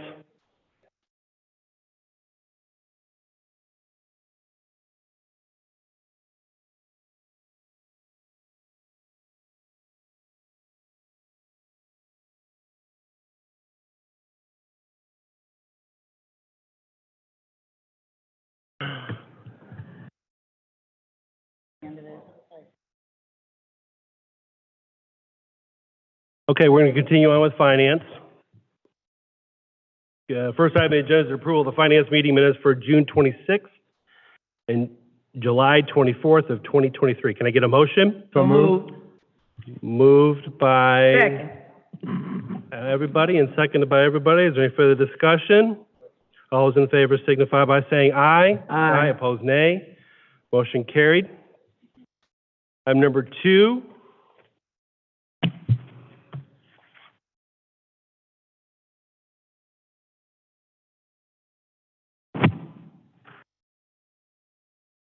We've considered a matter of a moral claim for the damages filed by Thomas Alspach, is that how it's pronounced, Alspach? Of 8732 Wakefield Run in North Ridgeville, Ohio. An ordinance authorizing payment of said moral claim submitted by Thomas Alspach for the damages to his vehicle. Estimated cost of repairs is $163.13. Can I get a motion to get it on the floor? So moved. Moved by Mr. Sayers, second by Mr. Schneider. Mr. Alspach is here. If you please want to come up, and then we'll have a Safety Service Director. While you're coming up, Safety Service Director Lennon, if you want to kind of explain what's going on with the claim. Yeah, thank you, Mr. Chairman and President. The incident happened on the 14th of March of this year, around 9:30 a.m. Mr. Alspach is here, had damage to a tire from a pothole on Taylor Street, 1200 block, I believe, in front of the Invacare sign there.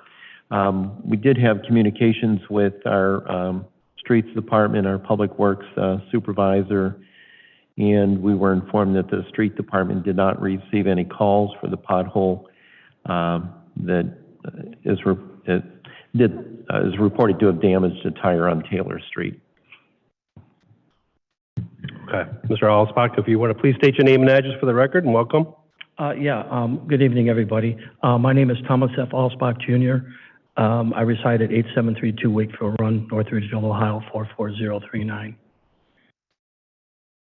Okay. So you presented this moral claim to this committee?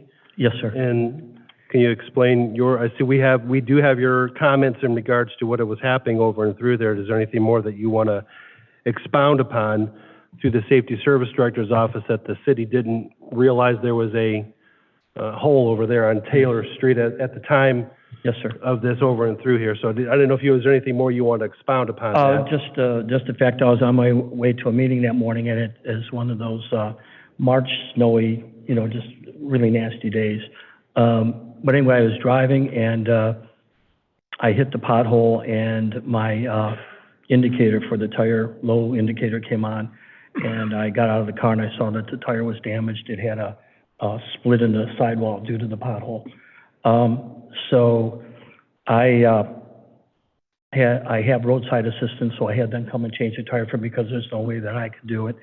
And then I proceeded the next day to go to Mr. Tire, and because I had the road hazard warranty, that's where the cost came in for that. And I reported, I didn't know what my recourse was at that time as far as doing something like this, and I had talked to some friends and family, and they said that I should try calling the city of Elyria, which I did. And that's when I reported the pothole, which was, I believe, on the 16th, and let them know that the pothole was actually there. And then I proceeded to try and do the regular claim, which was denied. And then I thought, well, I would follow up by doing it this way to see if maybe we can, if I could get reimbursed for this. And I've been in contact with several people here, which has been fine. I'm glad that I did have that contact, but I'm here now to see what we can do. Very good. Does any committee members have any questions for Mr. Alspach in regards to? Mr. Alspach, is the total amount, what is the total amount that you're asking? $163.13. Does the committee have any questions? Ms. Davis? Through you, Chair.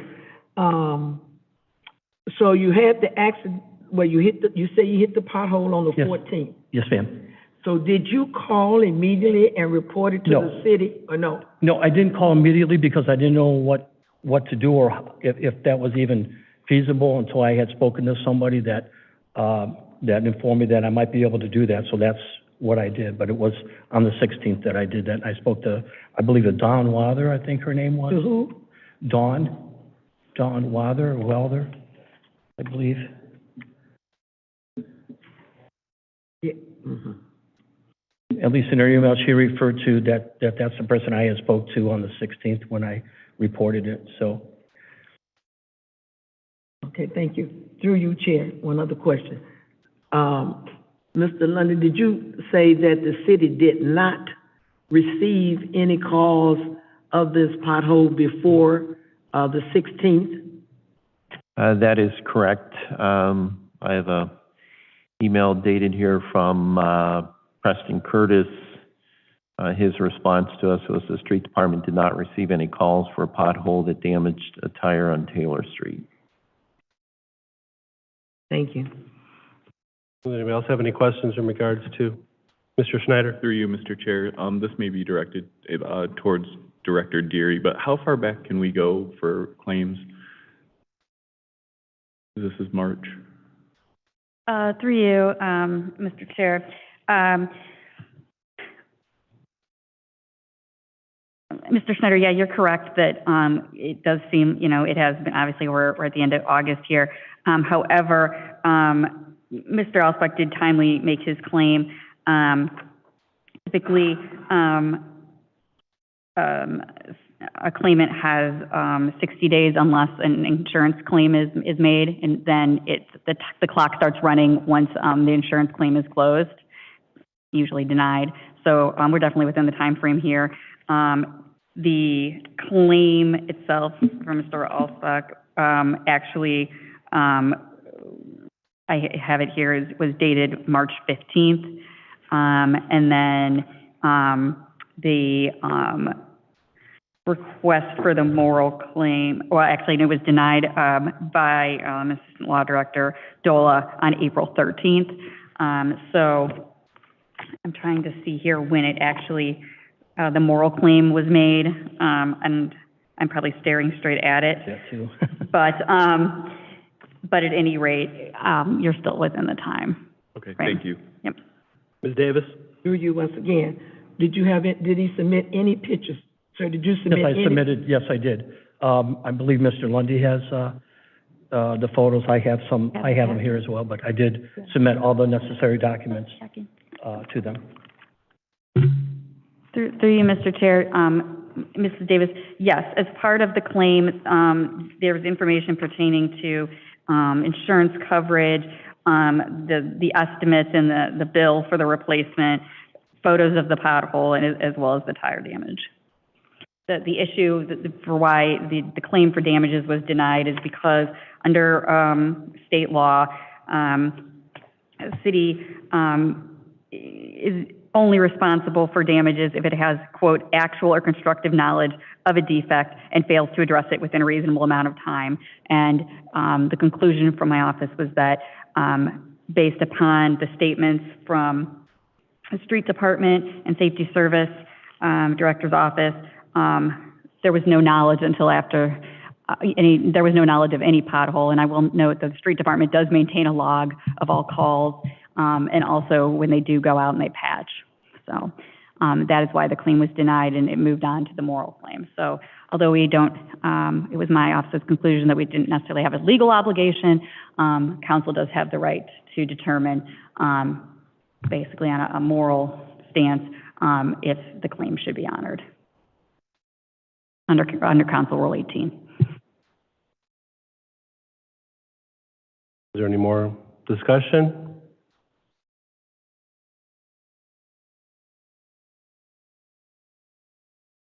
Call for the question. Call Any for more the question. questions have been called? All those in favor signify by saying aye. Aye.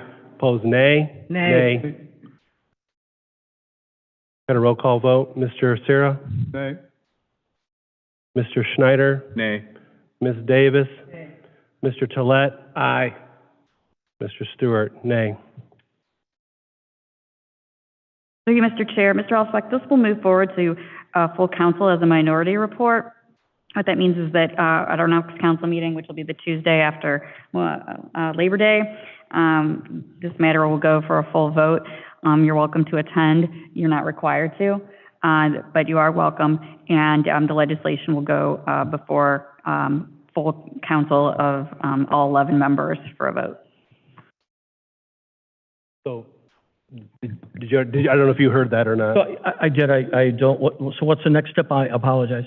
So this will go to full council as a minority report. So the committee here voted, against paying the moral claim except for one. So it's going to go to the full council to vote on it as a whole, which would be September the 5th, and that is at 7 o'clock is our full council meeting. So Can I add something? Yes. After I made the call, and I guess the thing with me is the fact that, maybe nobody else reported it or the road crew or whatever, but when I did report it, it seemed to me, not more than a few days later, that hole was actually filled in. So, somebody knew about it, you know, I know after the fact, but it was there and it, you know, it did happen and it was taken care of shortly thereafter. So I just thought I'd add that. Thank you, Mr. Alspach. Appreciate it. Thank you. All right. Through you, Mr. Chair, so to the committee, obviously, if you voted nay, you're not signing in support on the committee report. If you did vote yay, please sign. Thank you. I'm the only one that signed.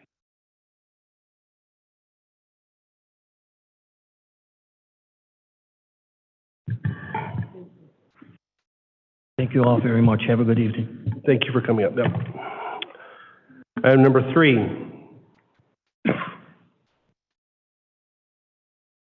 We've considered the matter of an inactive delinquent public utility account or resolution authorizing said accounts to be certified to the Lorraine County Auditor's Office per the attached. Can I get a motion? So moved. Moved by Ms. Davis, second by Mr. Schneider.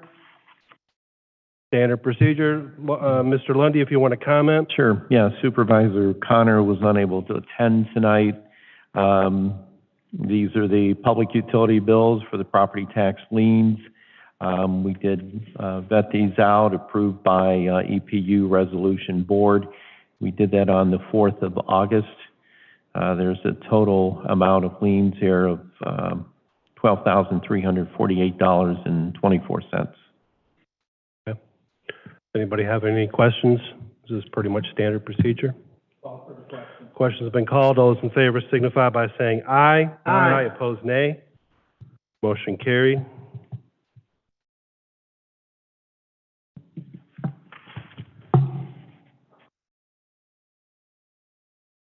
Item number 4. We've considered the matter of delinquent stormwater utility charges and our resolution authorizing said delinquent charge to be certified to the Lorraine County Auditor's Office. Total amount due is on page 226 of a delinquent list that was attached. This is just a single page, not the whole binder of those individuals. State of emergency is requested due to the filing deadline. Can I get a motion to get it on the floor? So moved. Moved by Mr. Sarah, second by Ms. Davis. Engineer McKillips. Good evening, everyone. Through you, Mr. Chair. This is annual housekeeping for our stormwater utility. Any fees past due more than 180 days are to be certified to the Lorraine County auditors for placement on their property tax bill pursuant to section 960.5 of the Elyria Codified Ordinances. These fees end up being fees that were not paid in 2022. We request that, as you mentioned, that it be passed as an emergency due to the list being submitted to the county auditor's office by September 11th, which is their deadline. And just a quick note that this list involves 4,371 accounts for a total of $180,930.16.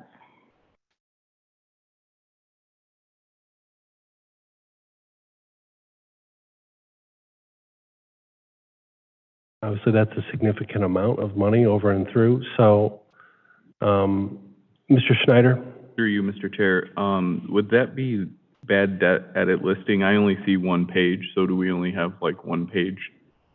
Which is the total amount, Ms. McKillips? Yes, due to the size, the full list is available in your clerk's office. There's 226 pages, and so it is available for review. I just printed out the first and the last page. Yeah, I was going to ask. I thought that it was all in one neighborhood, and, you know, that obviously makes sense, so thank you.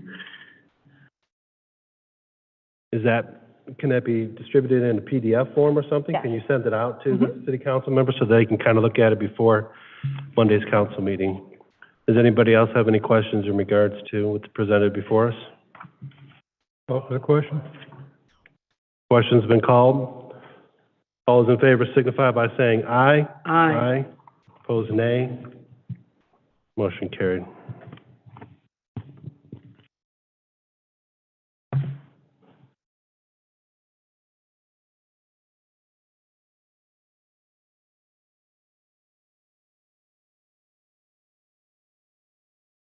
Item number 5.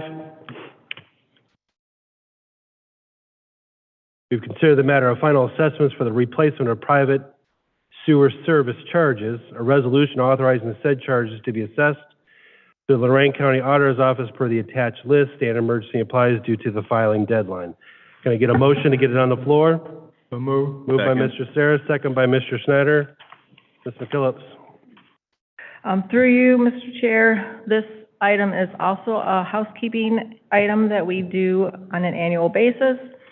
Our sewer lateral loan program is one where we, excuse me, we cover the cost up to $10,000 for residents that have private sewer laterals that require repair or a check valve. And what we do is pay the contractor, and then we put that cost on the property owner's property taxes to be paid over a period of 10 years. This year, we have 3 properties that took advantage of this loan program, and that totals $20,066. Any questions for the Engineer McKillips? Call for the question. Question has been called. All those in favor signify by saying aye. Aye. Opposed, nay. Motion carried.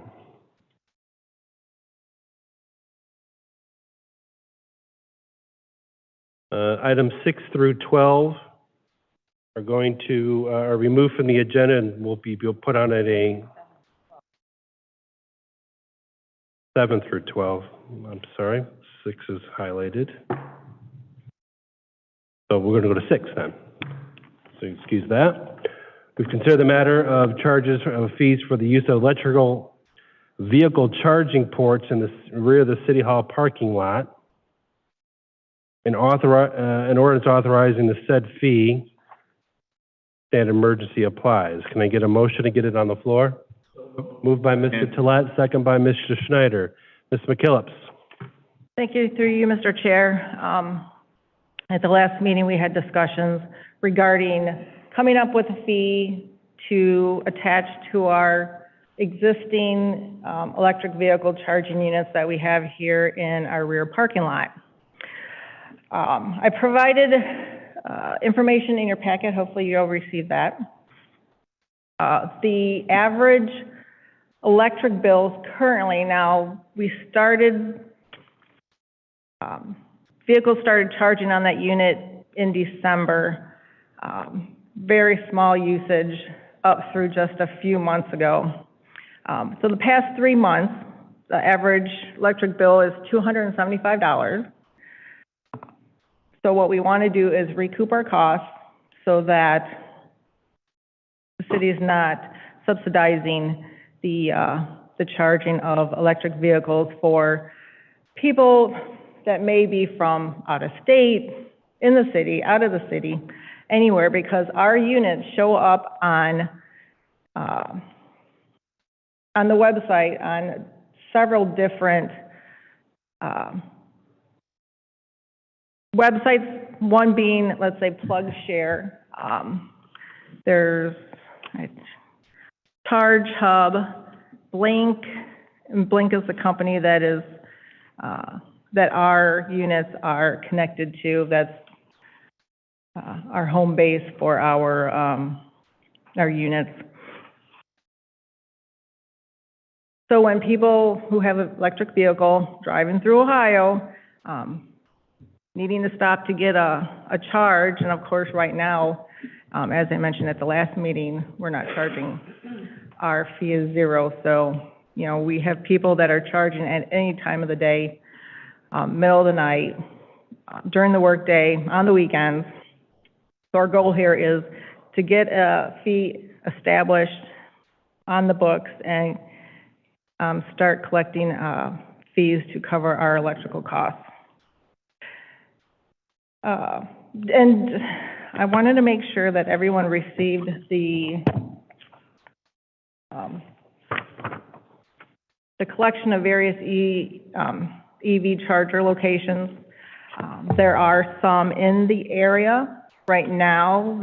The only public level 2 chargers in Elyria are here at City Hall. The average cost, just looking at a list of several units, is 35 cents per kilowatt hour. What I would like to do is request that the fee be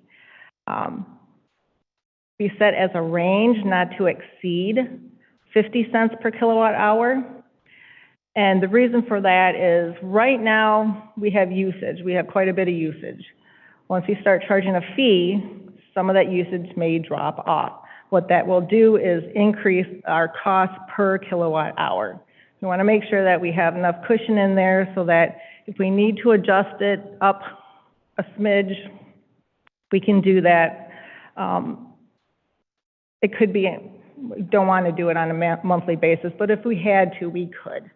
I'm looking at possibly a quarterly basis, and even then it would just be minor, like 5 cents, 10 cents, 2 cents. It would really depend on where we end up once we have the information on the users.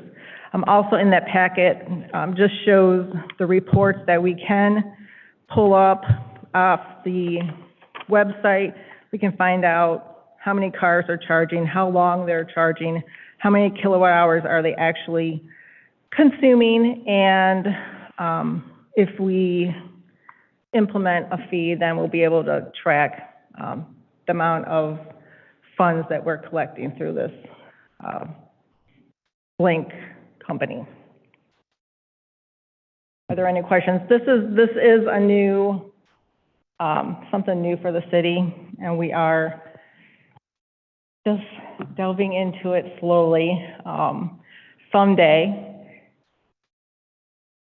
we may have city vehicles that are electric that might be able to utilize them, and in those cases, there's different things we can put into effect so that our city vehicles have a code that they can punch in so they don't have to pay. But, I think we're not that far from that, but we don't have any right now. Okay, very good. Thank you, Ms. McKillop. Law Director Deary, then Mr. Tolet. Thank you, through you, Mr. Chair. Just out of curiosity, how do we prevent, or is there a way to prevent someone from parking in one of these spots and either just staying there once their charge is done, or honestly just not using the charger at all?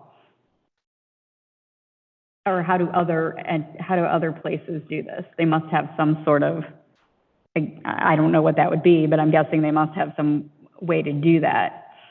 There are different ways that I've seen companies do it. One is to charge, and I'm not sure if this, our hosting company offers that, but in some cases, if your car is charged, it's done charging, and you're still hooked up to it,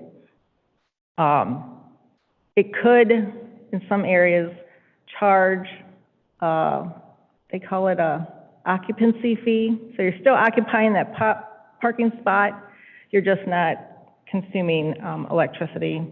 It's usually nominal, 5 to 10 cents per kilowatt that you're not using, but it's there. So I think they charge based on what you've already consumed, so they just increase your per kilowatt hour. As far as just parking there, right now we don't have a parking attendant. So, but from what I've seen, I have not seen that being a problem up to this point. Whenever I see vehicles over there, they are plugged in. And these units are in the far west corner of our parking lot. So they're not the closest spots to the doors. And they were located in that area because it's close to, our fast food places, our Taco Bell, our Burger King, McDonald's, not that far from Muni Court. It's just a little jaunt over here to City Hall, so. Mr. Tolet. Through you, Mr. Chair. Couple things. it's my personal opinion that we only use this charging for our city vehicles that are electric. I think it's bad practice in several different areas. The liability because of lithium battery explosions, number one, our exposure is enormous. For us to compete against one of our newest tenants in Sheets that's being opened up, to compete and potentially take business away from them, I think is very bad practice.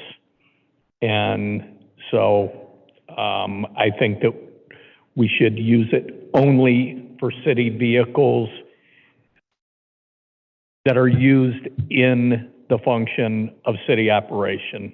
And electric is here, it's here for the long term. But for us to give it away right now, I think creates a real problem. I know if I was 16 years old, I would have a route of picking up people's electric cars, bringing them here and charging them half price. And now we have a real problem. Now we have a tax problem because all the people who have been receiving free electric technically should be getting 1099 on that. It's no different than getting free gasoline or anything else. So that's my opinion. Before I get to here, I'm going to let Law Director Deary, and then I'll have Mr. Sierra, Mr. Oswald, and Mr. Schneider. Thank you, Mr. Chair. One more question I had, and I apologize if I'd already asked this, but I don't have it written down as far as the answer, but I know that initially the installation of these ports, the city received some grant money for them, and I was just wondering if you know, Engineer McKillips, if there's any restriction based upon the fact that we did receive grant money on charging for usage, or due to the fact that basically what we'd be seeking is to recoup our utility costs, if that's not something that we need to be concerned about. Through you, Mr. Chair, we did receive this grant through the Ohio EPA, and I believe that these units should remain available to the public. One of the requirements that we were, that they made sure that we had completed was to have our charging units registered with Charge Hub and PlugShare, so that, you know, people with EV vehicles know where to find the charging units. So I'm not sure if, I mean, that would be something I would actually have to check with Ohio EPA as to whether or not we can restrict usage to just government vehicles. So through you, Mr. Chair, if you Engineer McKillips, if you'd be able to get that grant paperwork to my office so we could take a look at it. One, obviously, we would definitely want to see, if we're not, you know, I certainly would not want to be advising council to restrict access if that's part of the grant. We don't want to be in violation of the grant provisions, but also if there is any sort of restriction on, you know, charging a fee. Or conversely, there may very well be language in there that says, by all means, you should be, you know, recouping your costs.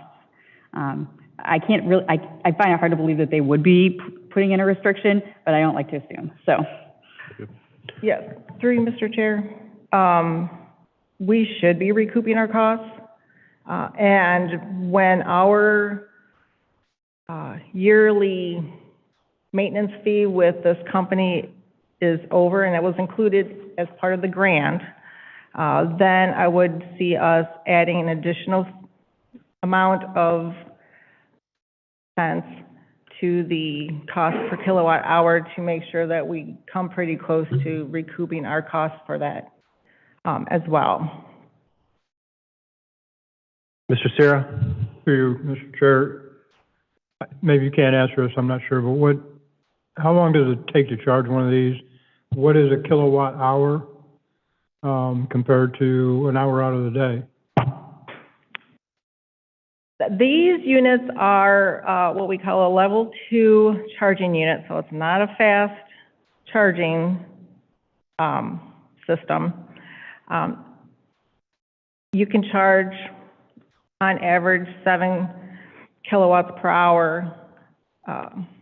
So a vehicle that has, actually there may be some examples on that one page, but a vehicle that has 50 kilowatt battery will take 7 hours, assuming it's pretty close to 5%, 0%, that type of thing. So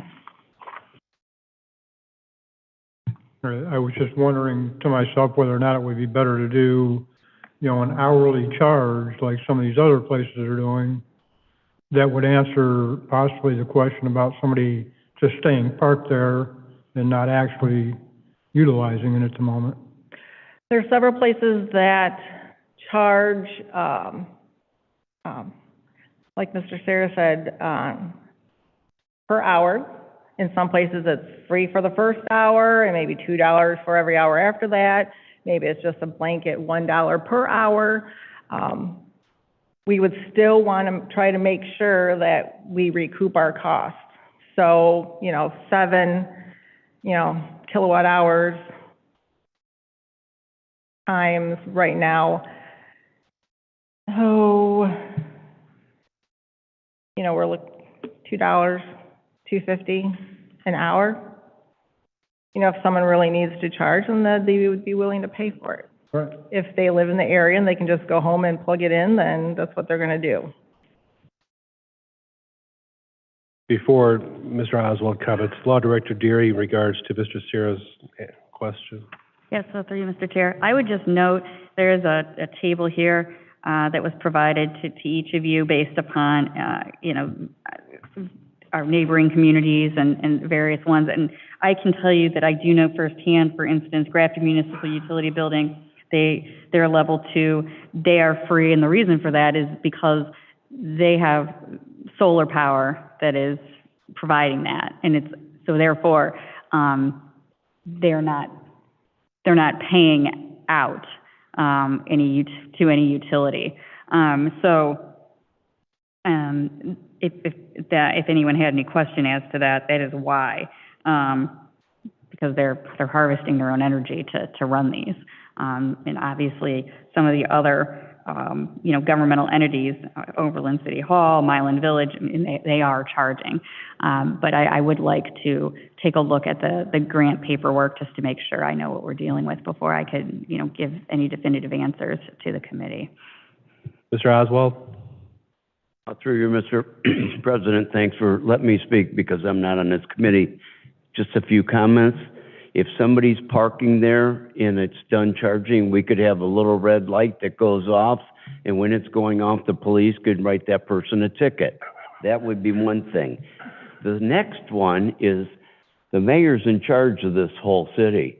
So does he get to say how much the rates are? And with the gas, they go up and down every day. So the mayor gets to be the one to say today, this is what we're going to charge for electric. But who's going to be the person in charge to say who gets to do that? Through you, Mr. Chair, to you, Mr. Oswald, that's what's being put before this committee tonight. I know, there's a lot of questions. Because you, as a committee and ultimately council, set rates in this city. So this would be proposed to go into the fee ordinance, that you all will set the fee. Every single day? No, what is being proposed is a not to exceed. Yeah. Okay, well, and then the last one, it could work out, it's still nice, in case you have guests, you could do like a parking pass when somebody goes to the hospital, you could stamp it, so you could tell people that are visiting, visit our thing, and we'll stamp you, it won't cost anything while you're here visiting. Thank you. Before the mayor, Mr. Schneider. Through you, Mr. President, to Ms. McKillips. All right, so these are new to me. I don't have an electric car. I've never charged an electric car. So are we adding like a credit card swiper onto what's there, or is it all app driven? And then my other question is, who's responsible for collecting the money on this? Is it going to your department? Who oversees the income received? That's pretty much all I have. It is app-driven. Blink is the company that our units are connected to. When someone hooks up to the charging unit, they need to have the Blink app on their phone. It's a free app, just like any other app. Just put it on your phone, works on both Androids and iPhones. They register on there. They can put all their payment information in there, and then there's an RFID reader on the unit. So they just need to tap it, and they're ready to go. If by chance someone does not have, let's say you don't have your cell phone on you, but you have your credit card, well, I guess that doesn't work either because you still need to call. So let's say you have a cell phone that for some reason you can't get the app on it, or you didn't have it loaded before. You can call a number that's on the unit and provide your information to them, and they'll allow you to go ahead and charge. Okay, thank you. Now, what about the collection and the revenue that's generated off the machine? The company is the one that's collecting Blink. They're the ones that's collecting all the fees. Okay. And then they will send the city, Director Pileski's office, the funds. Okay. Good to know. Thank you. Thank you, Mr. Chairman. So a couple of things I wanted to share. I pulled up the public program guidance and wanted to read off a couple of things of some of the things we committed to by doing this. Some of the site requirements were for it to be publicly visible, developed on public property, in a safe, well-lit, convenient location, have paved or hardscape parking spaces that are compliant with ADA, comply with all federal, state, local laws, including local electrical and building codes for EV charging, have adequate capacity, but here's the one I thought was important, are publicly accessible at least 16 hours a day during prime business or daylight hours, or in the case of parks, during the entirety of the hours the park is open.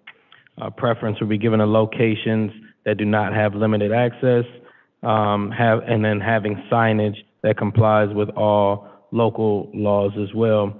So, as Director Derry mentioned, when we send over, and I think this was voted on, I just pulled it up, this was back in 2020 when we first got this grant through the Ohio EPA, but it came through NOACA. And so we can make sure you get that, but there are some requirements for this to be publicly accessible. Oh, the other piece I was going to read real quick is the other communities that got this, Beechwood, Avon. There's another one going up it might already be up at the West Branch of the Elyria Public Library, the Cuyahoga County Library, Lakewood City Center, Lakewood Municipal Court. So there's a lot of municipalities, Maple Heights City Hall, Mayfield Heights City Hall. And the whole purpose of this was to start to get adoption of electric vehicles, not necessarily to compete with the private sector. And to Councilman Tillet's concern, that came up in the NOACA board meetings around, are we competing with the private sector by having these free or cheap charging stations? So that was a point of discussion, and it was very clear one of the things we cannot do is make a profit off of these. We cannot make revenue off of these. They only can cover the cost if we're going to have any expense to them. And again, it's the whole goal is to get adoption of electric vehicles, not necessarily compete, because eventually down the road, people will be able to charge much faster. Engineer McKillips, I just had one clarifying question. Do we have a level 2 charging here? So level 2 is a lot slower as well. There's much faster charging stations than here, so we're not even the best in class, but it is an alternative for folks. Thank you. Thank you. Is there any further discussion? I'm going to put this back into table it just because I think Law Director Derry would like to see the grant just for her own self. This is not really that pressing. So I think we can just kind of, if you can give her the grant, we can move forward with that. Ms. McKillips, I appreciate you coming up and explaining that. But let's just go ahead and we'll table it. We'll have it, get some information. We'll go for that. Thank you. Items 7 through 12. will be removed from the agenda and brought forth to this committee at another time. Item number 13, the matter of the permanent appropriations. We've considered the matter of the amendment of the 2023 permanent appropriations ordinance authorizing said amendment, ordinance 2023-34, permanent appropriations per the attached. Can I get a motion to get it on the floor? So moved. Moved by Mr. Sears, second by Mr. Snyder. Mr. Pileski. Thank you, Mr. Chair. So we have 4 tonight. 2 of them are in the general fund. The first one being in the swimming pools and splash pads department, moving $50,000 from salary and wages to operating and maintenance, and that is to purchase a new pool filter at East Pool. So there was extra money in the salary and wages that we can move to cover that. Also in the general fund, there's the summer camp department, moving $9,285 from operating and maintenance. $7,667 that would be moved to salary and wages, and $2,911 moved to benefits and pension. That's a wash just to clean up that account as that activity is over with for the year. In the block grant fund, as a request from Ms. Scott, adding $40,000 to rehab operations salary and wages, $7,300 to benefits and pension, and $150,000 to operating and maintenance. And the last one being in the American Rescue Plan Act Fund, also known as ARPA, in the Revenue Replacement Parks and Rec Department, moving $19,108 from operating, and $17,407 of that would be moved to salary and wages, and $1,701 to benefits and pensions. So that also is a wash, and to clean that accounts up. Okay. I see that Director Reardon is here in regards to some of these items. If she wants to weigh in regards to those, or you can ask her and then follow up with Mr. Pileski if you have any other comments. Ms. Thank Reardon. you. Through you. I'll answer any questions, but really just want to speak about the filter. The filter is actually for North Pool, and this year, maybe a week or 2 into the season, we had a hole in the filter because it's rusted through, and that was a constant fix the rest of the season because that has to be at a certain pressure and all that to filter the water through. The filter is over 20 years old, so we've got, what I believe is the useful life out of it. I don't believe we would be able to open North Pool next year without a new filter. We would like to order it this year. As Director Pileski said, we do have the money, and then there is a 6 to 8 week lead time, and then we'll have to pull the old one out, install it. So we would prefer to do that, before the end of this year. So next year we're ready to go. Okay. Does anybody have any questions in regards to Ms. Davis? Through you, Chair. Do you know how much the cost just for the filter itself? Yeah, the quote that we received last year, the filter itself was $28. Install, labor, all that stuff was right around $22. We are going to get a second quote on that because we do feel that we can get a local company to be able to install it. That install price was going through where we're going to actually purchase the filter from. But yeah, the filter is going to be right around $28,000 for that itself. Ms. Davis? Yes, through you. So this is at North. So how's the filter looking at East? Is it getting old too, or? Through you, Chair. Yeah, it is. It's getting old, not as bad as North. But I believe, I'd have to check the date on that one. But I'm sure it's right around the same. Things are aging. We've talked about that. So yeah, things are aging at both of the 38-year-old pools. Through you, Chair, once again. My thought is, if we already know it's aging, can you get, when you buy 2, you always kind of get a discount? So we know it's going to go out, and it's aging, so 2 for 1. You already here to install, so why not install both? I'm just saying. Through you, Chair. We can definitely look at a price. I don't know that we would get a 2-for-1. If we did, I would, get that in a second. But, yeah, it's definitely something that we, can look into. With them being bigger ticket items, we do try to obviously wait, until we actually need them. But yeah, we can check out a price for 2 of them. So with that being said, maybe you could just get the enrollments, like, compared to this year to last year. Is that something that you can supply as, the usage for the pools? Is the numbers up? Is that something you've been monitoring? And when did the pools close?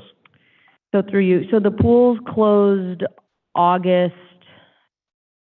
I think the 12th was a Saturday. That was the last day of the pools. Swim lesson numbers, I would say, are up, and I will be honest, open swim lessons were down, but that's just because we didn't have the lifeguards to open both pools every day for open swim. So that number this year is going to be down because we just didn't have the staff to staff for open swim. Our swim instructors do not need to be lifeguards, so that's why we're able to still have swim lessons at both pools, because we have staff on that are instructors and not lifeguards, but we didn't have enough certified lifeguards to be able to open both pools. So up in swim lessons, down in open swim, just because of, the staff resources. Okay, very good. Any other questions for Ms. Reardon? If not, Call for the question. question's been called. All those in favor signify by saying aye. Aye. Opposed, nay. Motion carried. If there's nothing more to come before this committee, I entertain a motion for adjournment. So moved. Moved by everybody, second by everybody. All those in favor signify by saying aye. Aye. Opposed, nay. Motion carried. Thank you.